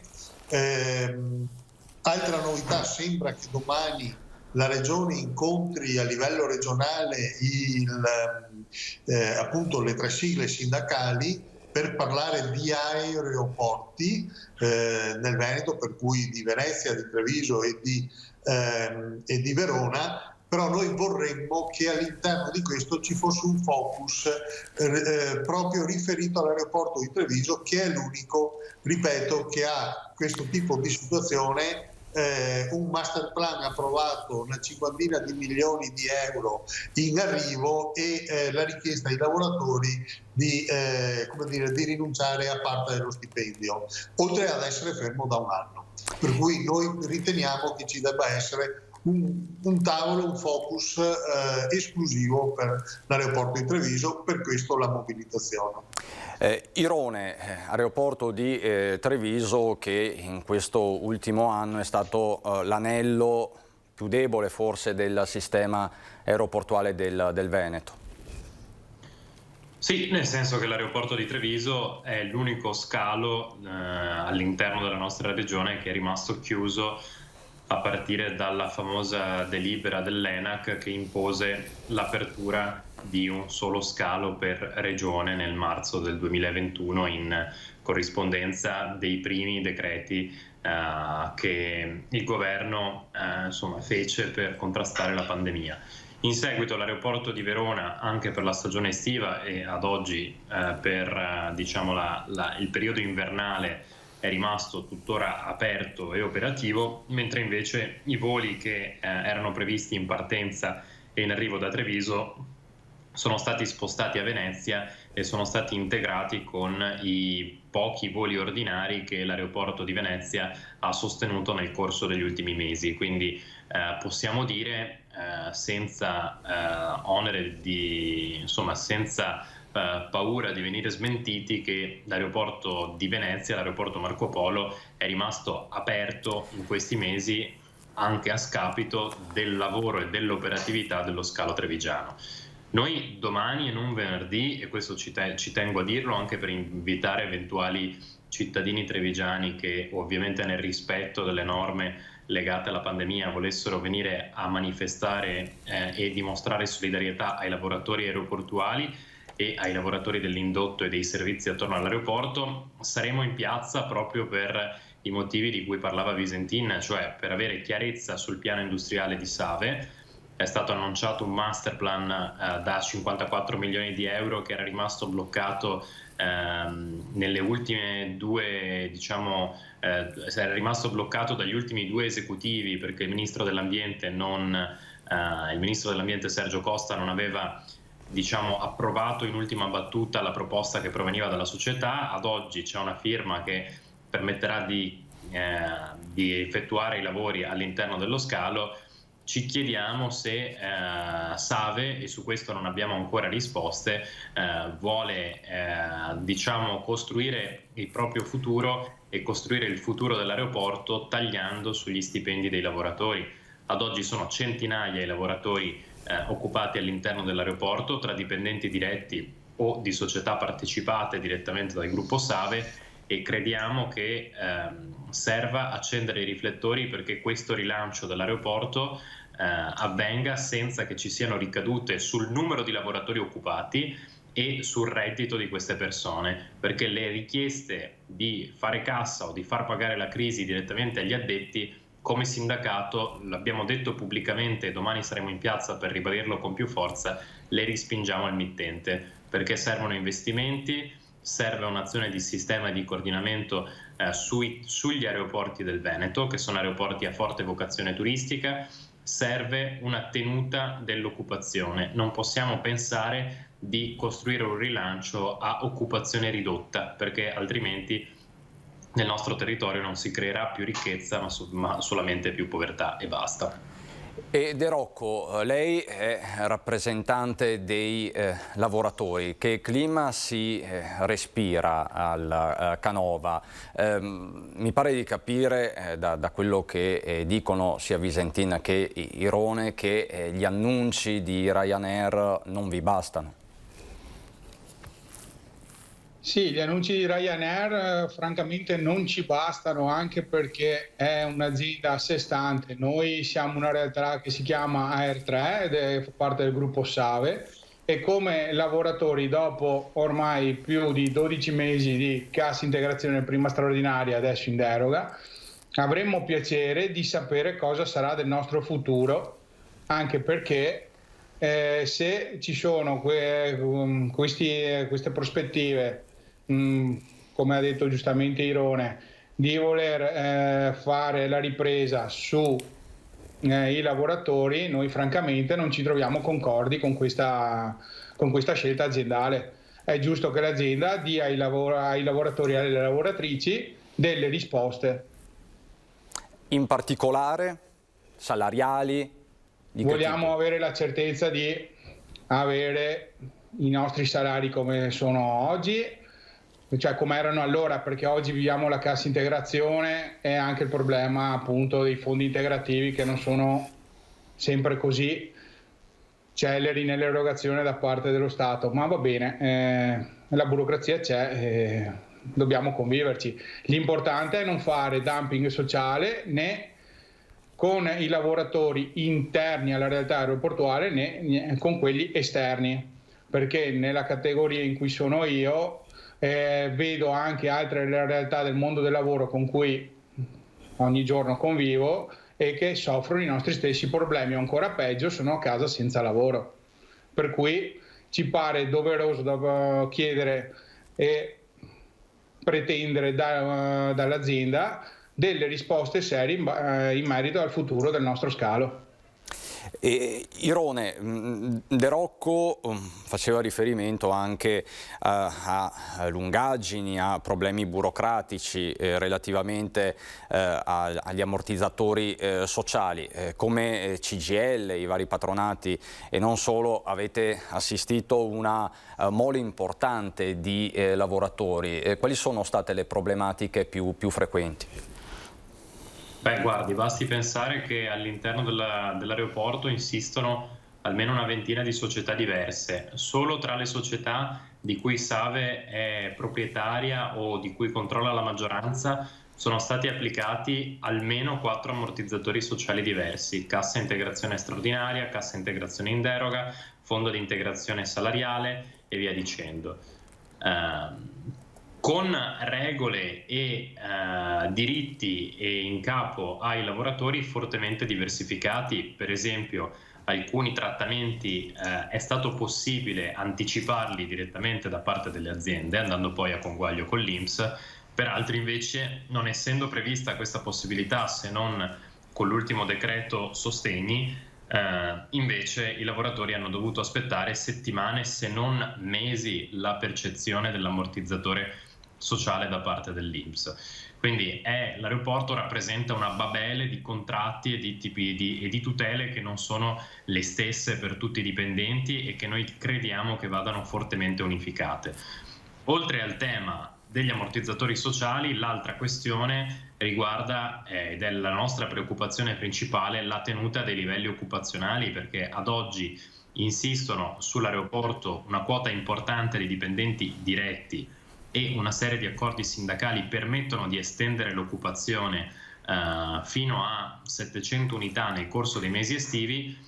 Ad oggi queste persone che ovviamente non hanno fatto la stagione nel corso del 2020 né ovviamente l'inizio della stagione del 2021, ad oggi si trovano a casa, in qualche caso avendo già terminato l'ammortizzatore sociale, quindi la NASPI, e non avendo sostenuto la stagione non hanno nemmeno il minimo contributivo per fare una nuova domanda, e in qualche caso si trovano addirittura in aspettativa non retribuita perché insistono dei contratti particolari che, pur essendo a tempo indeterminato, permettono di poter lavorare solo in alcuni periodi dell'anno, cioè nei periodi in cui c'è maggiore intensificazione dell'attività lavorativa.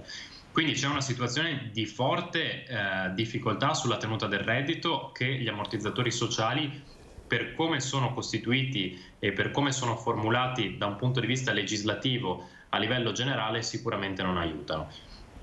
La nostra richiesta, che è una richiesta che CGIL, CISL e UIL hanno fatto alla Regione presentando un documento già alla fine del 2020, quindi già diciamo a pochi mesi dall'inizio della pandemia, con la prospettiva con una prospettiva di lungo periodo per quanto riguarda la chiusura dell'aeroporto, è stata quella di lavorare ad un piano di formazione finanziato dalla Regione, perché nel momento in cui dovessero ripartire i voli ci sarà la possibilità di avere il personale aggiornato, formato e assolutamente pronto a sostenere le prossime stagioni aeroportuali, non lasciando indietro nessuno. Su questo devo dire le risposte che ci ha dato la Regione non ci bastano, noi vogliamo un accordo molto chiaro e un impegno, perché i siti strategici del nostro territorio devono mantenere l'occupazione. Non possiamo pensare che nel corso dei prossimi anni ci sia un Veneto in cui le cui porte d'accesso o i cui siti strategici siano a occupazione ridotta oppure con posti di lavoro meno qualificati e meno retribuiti rispetto a quelli che sono attualmente in vigore, rispetto agli stipendi che attualmente sono erogati dalle società del gruppo Save per quanto riguarda gli aeroporti. E Visentin, a questo punto le faccio una domanda molto diretta. Vi preoccupa, calato sulla realtà del Canova, lo sblocco dei licenziamenti? Sì, come ci preoccupa un po' per tutte quante le realtà produttive. Proprio per questo noi pensiamo vada aperto un tavolo di crisi dove si gestiscono queste questioni e dove si gestiscono pensando che il licenziamento sia l'ultima delle soluzioni rispetto a una realtà che uno non ha, e con le ripartenze ovviamente non ha prospettiva di crisi, semmai ha una prospettiva di sviluppo, ma soprattutto su una realtà che sta ricevendo una quantità enorme di risorse economiche e che devono essere messe a frutto non soltanto per far cassa o per far profitto, ma anche per come dire, salvaguardare i livelli occupazionali, i posti di lavoro e per riqualificare i lavoratori che insistono in quella struttura. Per cui noi siamo preoccupati, ma dall'altra parte siamo anche determinati a rispondere colpo su colpo proprio a questo tipo di minaccia che al momento come dire, non si è ancora prefigurata o no. Ecco, questo è un dato molto rassicurante. Ricordo al pubblico a casa che può intervenire in diretta, in particolare i lavoratori dell'aeroporto e dell'indotto. Che, come abbiamo sentito anche dalle parole di Irone, sono una platea molto eterogenea, lo hanno dimostrato i tanti ammortizzatori sociali in campo, diversi gli uni dagli altri. E Visentin, tra tutti questi lavoratori, sia diretti, indiretti, indotto, quali sono i più fragili? C'è una categoria che ha trascorso un anno peggiore rispetto agli altri? Mi vengono in mente, per esempio, che ne so, i tassisti, gli agenti di commercio, gli impiegati degli alberghi, i camerieri stagionali. Lei che impressione ha? Beh, ovviamente l'indotto è quello che sta pagando in maniera più pesante il costo, anche perché molte volte sono lavoratori che non sono coperti da ammortizzatori sociali.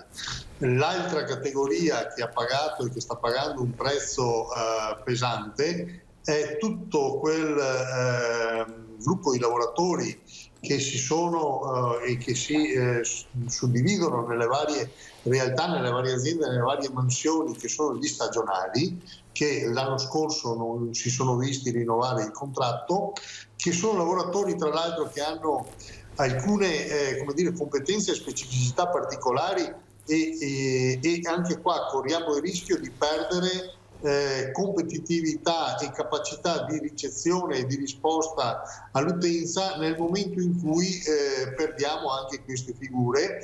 E sono persone che non si sono viste di fatto rinnovare il contratto, sono quelle figure che di fatto non hanno potuto accedere, se non in breve parte, ad ammortizzatori sociali a copertura di tutto questo periodo, che è stato un periodo lungo e che dura da più di un anno. E De Rocco, tra voi lavoratori, quindi abbiamo detto ci sono tante tipologie di lavoratori che ruotano attorno all'aeroporto, c'è stata solidarietà? Com'è il clima? Vi siete in questi mesi relazionati fra di voi? E domani chi sarete in piazza a mezzogiorno? Sì, momenti di confronto ci sono, ancora oggi ci sono stati. Tutti i lavoratori maggiormente segnalano il fatto che la quotidianità, anche appunto a causa delle erogazioni salariali, è diventata molto più complessa, molto più difficile. Domani sicuramente andremo a dimostrare questo, non dico disagio, ma questo nostro stato di insofferenza, perché è giusto che si sappia che tutti i lavoratori a qualsiasi livello all'interno della struttura e fuori hanno la stessa dignità. Pertanto è giusto che dall'autonoleggio o dai tassisti o ai conducenti degli autobus che lavorano sempre con noi in aeroporto, è giusto che siano lì per farci capire e per esprimere questo disagio, perché è giusto capire da loro cosa effettivamente bisogna dire all'azienda, anche se è abbastanza palese che l'obiettivo è capire qual è la strategia aziendale per il domani, perché il domani siamo noi giovani che lavoriamo all'interno dell'aeroporto, ed è questo maggiormente il punto che preme anche ai lavoratori degli altri settori, il domani e la certezza dell'impiego.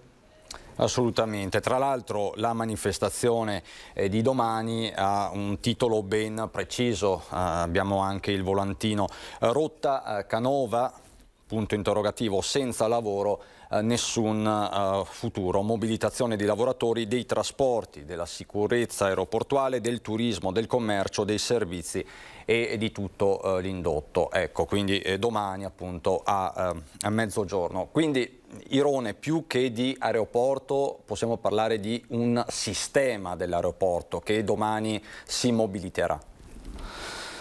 Sì, perché ricordiamo che oltre ai lavoratori aeroportuali che sono la maggioranza, ci sono i lavoratori dei servizi della sicurezza dell'aeroporto, che sono dipendenti di una società di cui SAVE è proprietaria al 100%, i dipendenti della ristorazione, i dipendenti delle pulizie e poi tutto il variegato mondo che a cavallo tra il settore del turismo e il settore del trasporto fa riferimento al Canova. Quindi noi domani abbiamo lanciato questa manifestazione proprio per richiamare tutti e far capire che la situazione è una situazione di forte incertezza sulla quale le organizzazioni sindacali chiedono chiarezza, perché solo con parole chiave certe e con chiarezza rispetto al futuro dello scalo si potrà immaginare un ruolo per la nostra città e per l'aeroporto nel prossimo futuro. Su questo chiederemo anche alle istituzioni di battere un colpo, perché ripeto, noi alla Regione abbiamo consegnato un documento sottoscritto da CGIL, CISL e UIL confederali che dice chiaramente quale dovrebbe essere il percorso per il mantenimento di tutti i posti di lavoro all'interno del Canova, e su questo però le risposte sono ancora deboli o debolissime.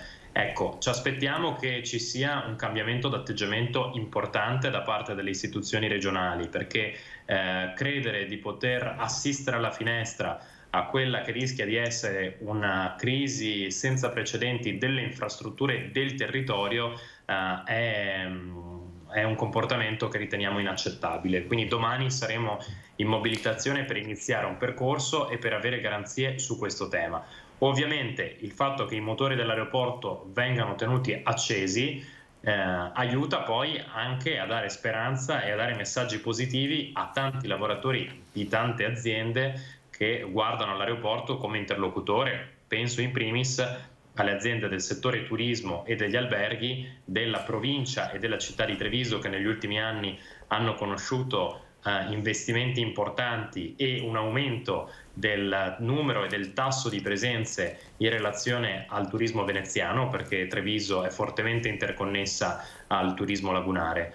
Ecco, forti messaggi di tenuta occupazionale dell'aeroporto e di tenuta del sito aiuterebbero anche a lanciare segnali di speranza a chi nel turismo in maniera particolare sostanzialmente non sta lavorando da 1 anno e mezzo, quindi una crisi senza precedenti nel settore per quanto riguarda il territorio. Segnali che vanno anche ben al di là della marca trevigiana, perché di fatto il Canova è una delle porte di accesso anche, penso, alle Dolomiti, non solo a Venezia accanto al Marco Polo. C'è tutto il tema delle Olimpiadi del 2026, quindi c'è una visione anche nel medio-lungo periodo, Visentin? Sì, per dire che l'aeroporto Canova è una risorsa di tutto il territorio e non soltanto, come dire, della marca trevigiana, ma anche oltre la marca trevigiana.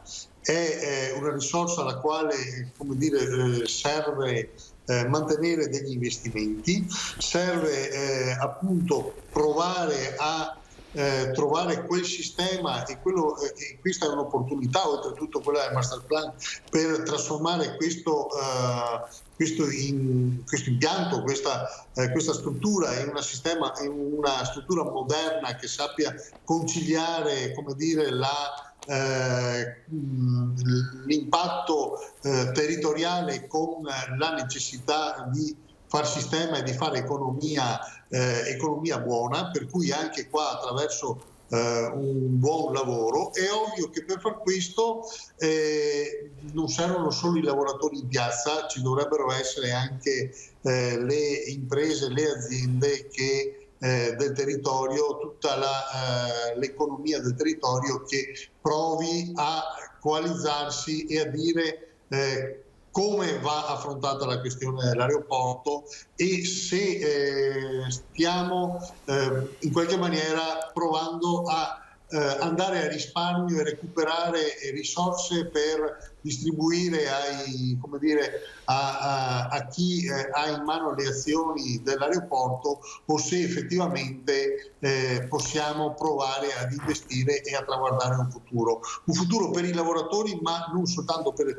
quei lavoratori, un futuro anche per le aziende del territorio, un futuro che come dire, può in qualche maniera far da volano anche per l'economia un po' più ad ampio raggio. Proprio per questo partendo dalle Olimpiadi di Cortina. E Visentin, mi pare di capire comunque dalle vostre parole che il vostro interlocutore privilegiato in questo momento sia più la Regione che il Governo, o sbaglio? Beh, è ovvio che la Regione ha gli strumenti in mano per affrontare e per gestire un tavolo di crisi, così si chiama, ma io vorrei chiamarlo un tavolo di sviluppo più che un tavolo di crisi. Con la Regione noi avevamo provato a confrontarci ancora l'anno scorso, a novembre-dicembre, abbiamo chiesto un incontro al Presidente Zaia, che ci ha fatto incontrare prima con l'assessore Caner e dopo con l'assessore Donazzan. Noi abbiamo messo sul piatto anche, e pensavamo avessero in qualche maniera condiviso le nostre proposte di riqualificazione, proposte di, come diceva Alberto prima, di tenere i motori accesi per la ripartenza, prefigurando anche un rischio che è quello di vedere le figure più capaci e più importanti ricollocarsi in altri settori proprio per questioni anche economiche e perdere in competitività, ma in risposta, in qualità della struttura. Ecco, rispetto a questo noi vogliamo che ci sia una sorta di sinergia da parte di tutti gli attori economici e politici del territorio, a partire proprio dalla Regione, per prefigurare un percorso di recupero del tempo perso e soprattutto per traguardare il prossimo futuro. Il governo il suo lo ha fatto, ha approvato il master plan, adesso è ovvio che il territorio deve gestire queste risorse e lo deve fare al meglio per la collettività. Quindi vengo da lei, Rone, il pallino in questo momento ce l'ha in mano per sintetizzare la Regione, tocca alla Regione, all'assessore Donazzan, al Presidente Zaia, all'assessore del turismo Caner attivare questo tavolo di crisi sostanzialmente.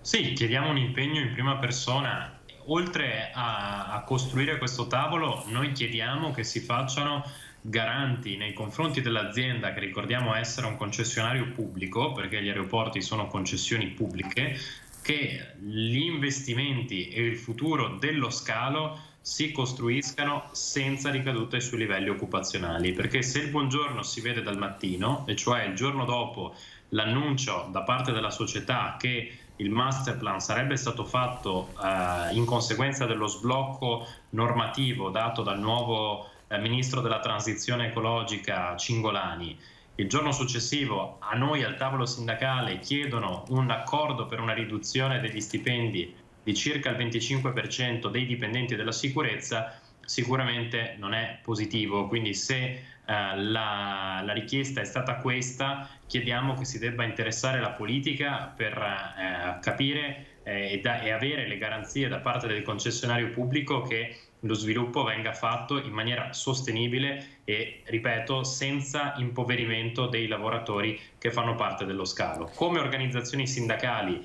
insieme a Fisascat e Wiltux che operano su Treviso e su Venezia, abbiamo respinto senza ambiguità questa richiesta, quindi non abbiamo dato nessuna apertura a fare operazioni che scrivano con il futuro dell'aeroporto, con gli stipendi dei lavoratori attualmente impiegati, però questa richiesta ovviamente ci pone in una situazione nella quale esigiamo chiarezza rispetto al futuro, perché se l'azienda pensa di scaricare la crisi utilizzando per fare cassa gli stipendi dei lavoratori, credo che si sbagli di grosso e credo anche che sia un metodo e un mezzo sbagliato per gestire un periodo di medio-lunga durata nel corso dei prossimi anni in cui devono essere fatti gli investimenti e dovrà essere trovata anche la liquidità necessaria per sostenerli.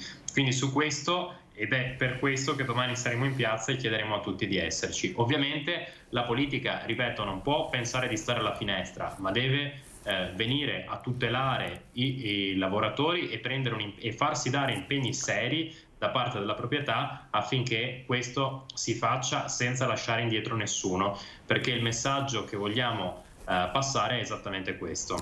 E De Rocco, qual è l'identikit del lavoratore aeroportuale? C'è un'alta incidenza di giovani e quindi di giovani famiglie che ruotano attorno a questa attività, o sbaglio?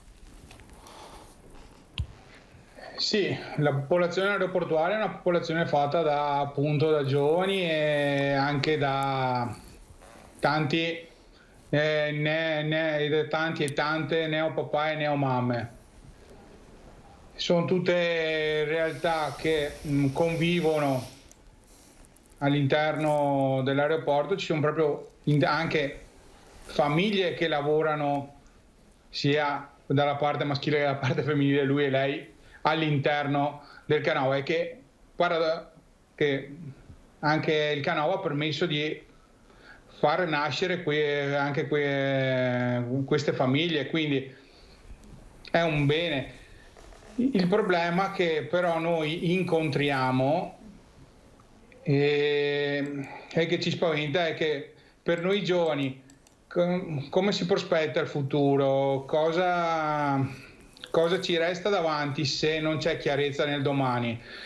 Concordo sia con Visentin che con Irone sul fatto che ci servono risposte, perché i giovani hanno il futuro dell'aeroporto, hanno quella lunga prospettiva che diceva Visentin e sono il domani anche appunto del settore che andremo a sostenere quando si riaprirà il nostro, come sviluppo del traffico aereo, come turismo e servizi che ci sono all'interno della nostra città e anche della provincia e della regione, perché siamo anche noi un tassello fondamentale come giovani con le nostre competenze per aiutare anche l'indotto e lo stipendio di tutti alla fine. Ecco, mi sembrava giusto sottolineare questo aspetto particolare. Stiamo parlando di tante giovani famiglie del territorio. Abbiamo qualche istante di pubblicità, dopo ritorniamo in studio per continuare a parlare dello scalo trevigiano. A fra poco.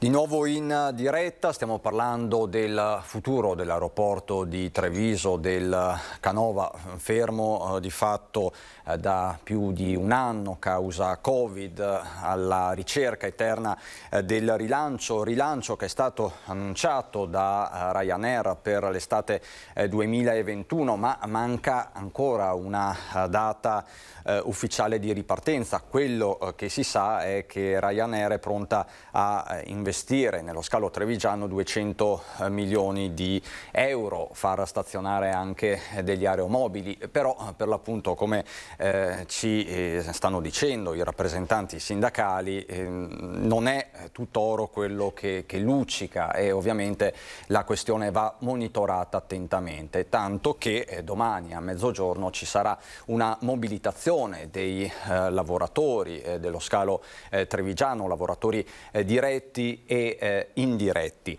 Visentin, è chiaro che a questa manifestazione si arriva dopo un periodo difficile e si arriva anche in un momento particolarmente delicato. Nel pomeriggio di oggi, con ogni probabilità, ci sarà un Consiglio dei Ministri che fisserà le linee guida della ripartenza, in parte preannunciate dal Premier Draghi, ma ci sono ancora numerosi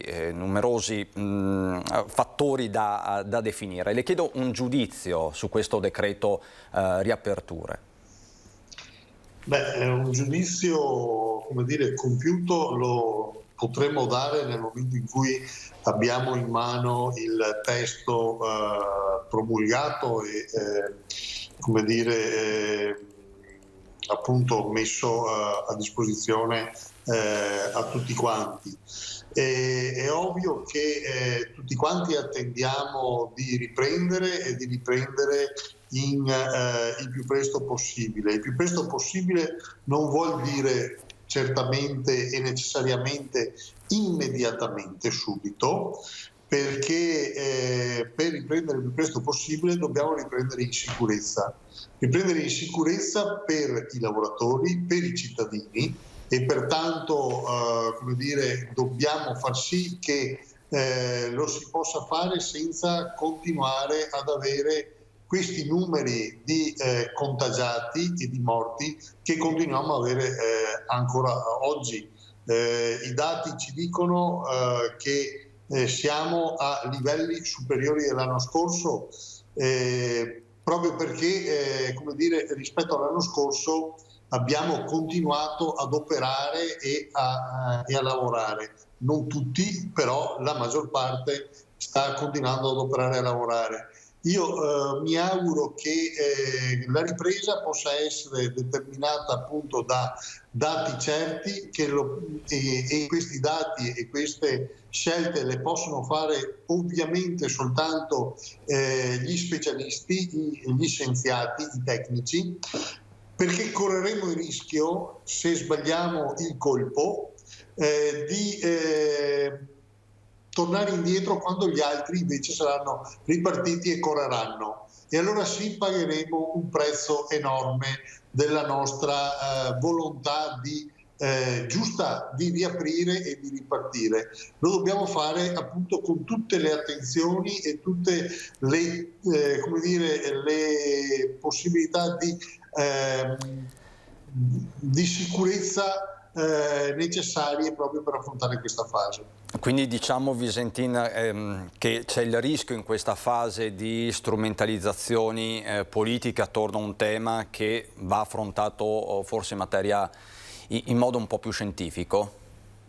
in modo scientifico e responsabile, chi invece cavalca i malumori, i malesseri, pur come dire condivisi e condivisibili, e la disperazione di tante figure, di tante persone, di tante realtà, di tante aziende, chi prova a cavalcare questo senza tener conto dei rischi che si corrono e non prova magari a mettere in campo soluzioni alternative proprio per dare delle risposte di prospettiva a queste situazioni di difficoltà, credo non faccia il bene di nessuno, soprattutto non fa il bene comune dei cittadini e dei lavoratori di questo Paese.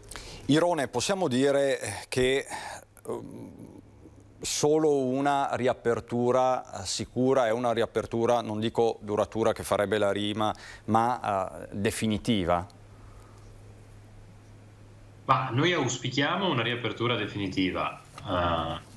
Crediamo che questa riapertura debba essere ovviamente fatta in condizioni di sicurezza, come diceva Visentin precedentemente. E ad oggi gli annunci sulle riaperture del Canova sono stati moltissimi. Alcuni annunci probabilmente sono frutto di alcuni attori di voler intestarsi una riapertura che ad oggi non è, diciamo, così definibile da un punto di vista temporale, perché la situazione pandemica non è sicuramente ancora sotto controllo e ci vorrà un po' di tempo prima che il piano vaccinale vada a regime. Quindi la situazione è quella per cui noi non vogliamo slogan, non vogliamo che gli annunci della riapertura facciano pensare a un passaggio a una ripresa immediata dei flussi turistici che poi ci consegnino purtroppo i cocci da dover ricomporre attraverso tavoli sindacali.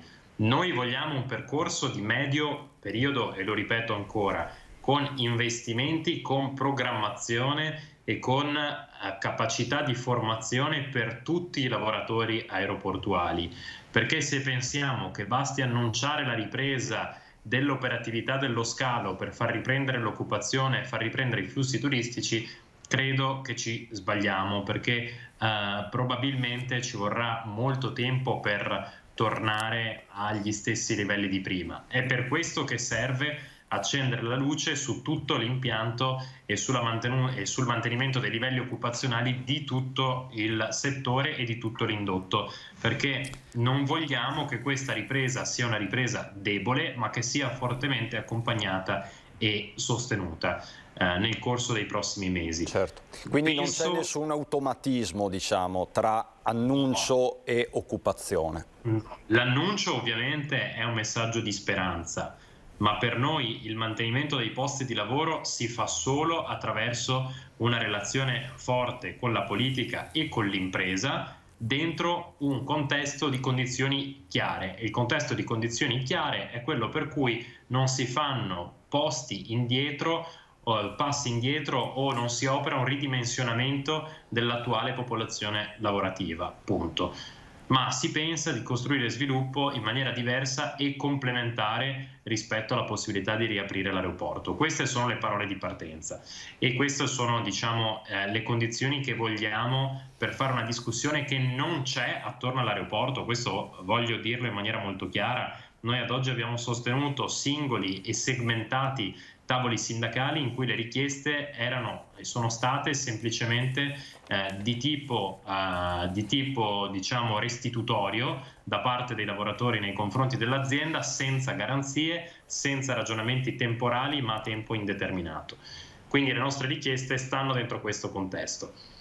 Oltre a questo c'è un tema che riguarda anche il Veneto orientale, perché è chiaro che l'infrastruttura aeroporto di Treviso è molto legata all'aeroporto di Venezia, tanto da comporre un unico grande sito aeroportuale in realtà, e l'operatività dello scalo è importante che ci sia per riprendere, come si diceva precedentemente, per rendere, diciamo, di nuovo autonoma e per rimettere nelle funzioni una delle porte d'accesso al Veneto orientale e alla città metropolitana, che ancora non esiste da un punto di vista formale, ma che sulla carta è l'insieme di servizi, di imprese, di attività che esistono tra le province di Padova, Venezia e Treviso. Quindi non avere l'aeroporto attivo indebolisce di molto una serie di mondi economici che guardano a questo territorio e a questi segmenti che ormai sono un'unica realtà, diciamo da un punto di vista occupazionale ed economico nel Veneto, tra le 3 province. Quindi è importante che la politica si muova anche per non indebolire un pezzo di territorio a discapito di altri, e la nostra preoccupazione è anche questa ed è il motivo per cui scendiamo in piazza domani. Ecco, scendete in piazza domani. De Rocco, chiudo con lei. Ripetiamo cosa succede e quanti sarete. De Rocco.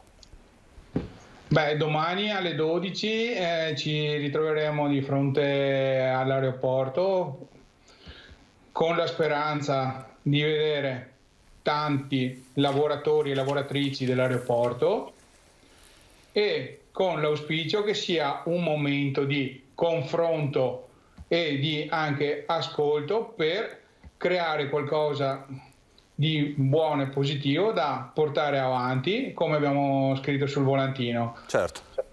E anche perché avere il contatto con i lavoratori ci dà gli spunti per rendere il tavolo più completo, anche per quanto riguarda salute e sicurezza dei lavoratori, vedendo il periodo che c'è, e appunto anche la formazione che dobbiamo avere per fornire il servizio che i passeggeri si aspettano.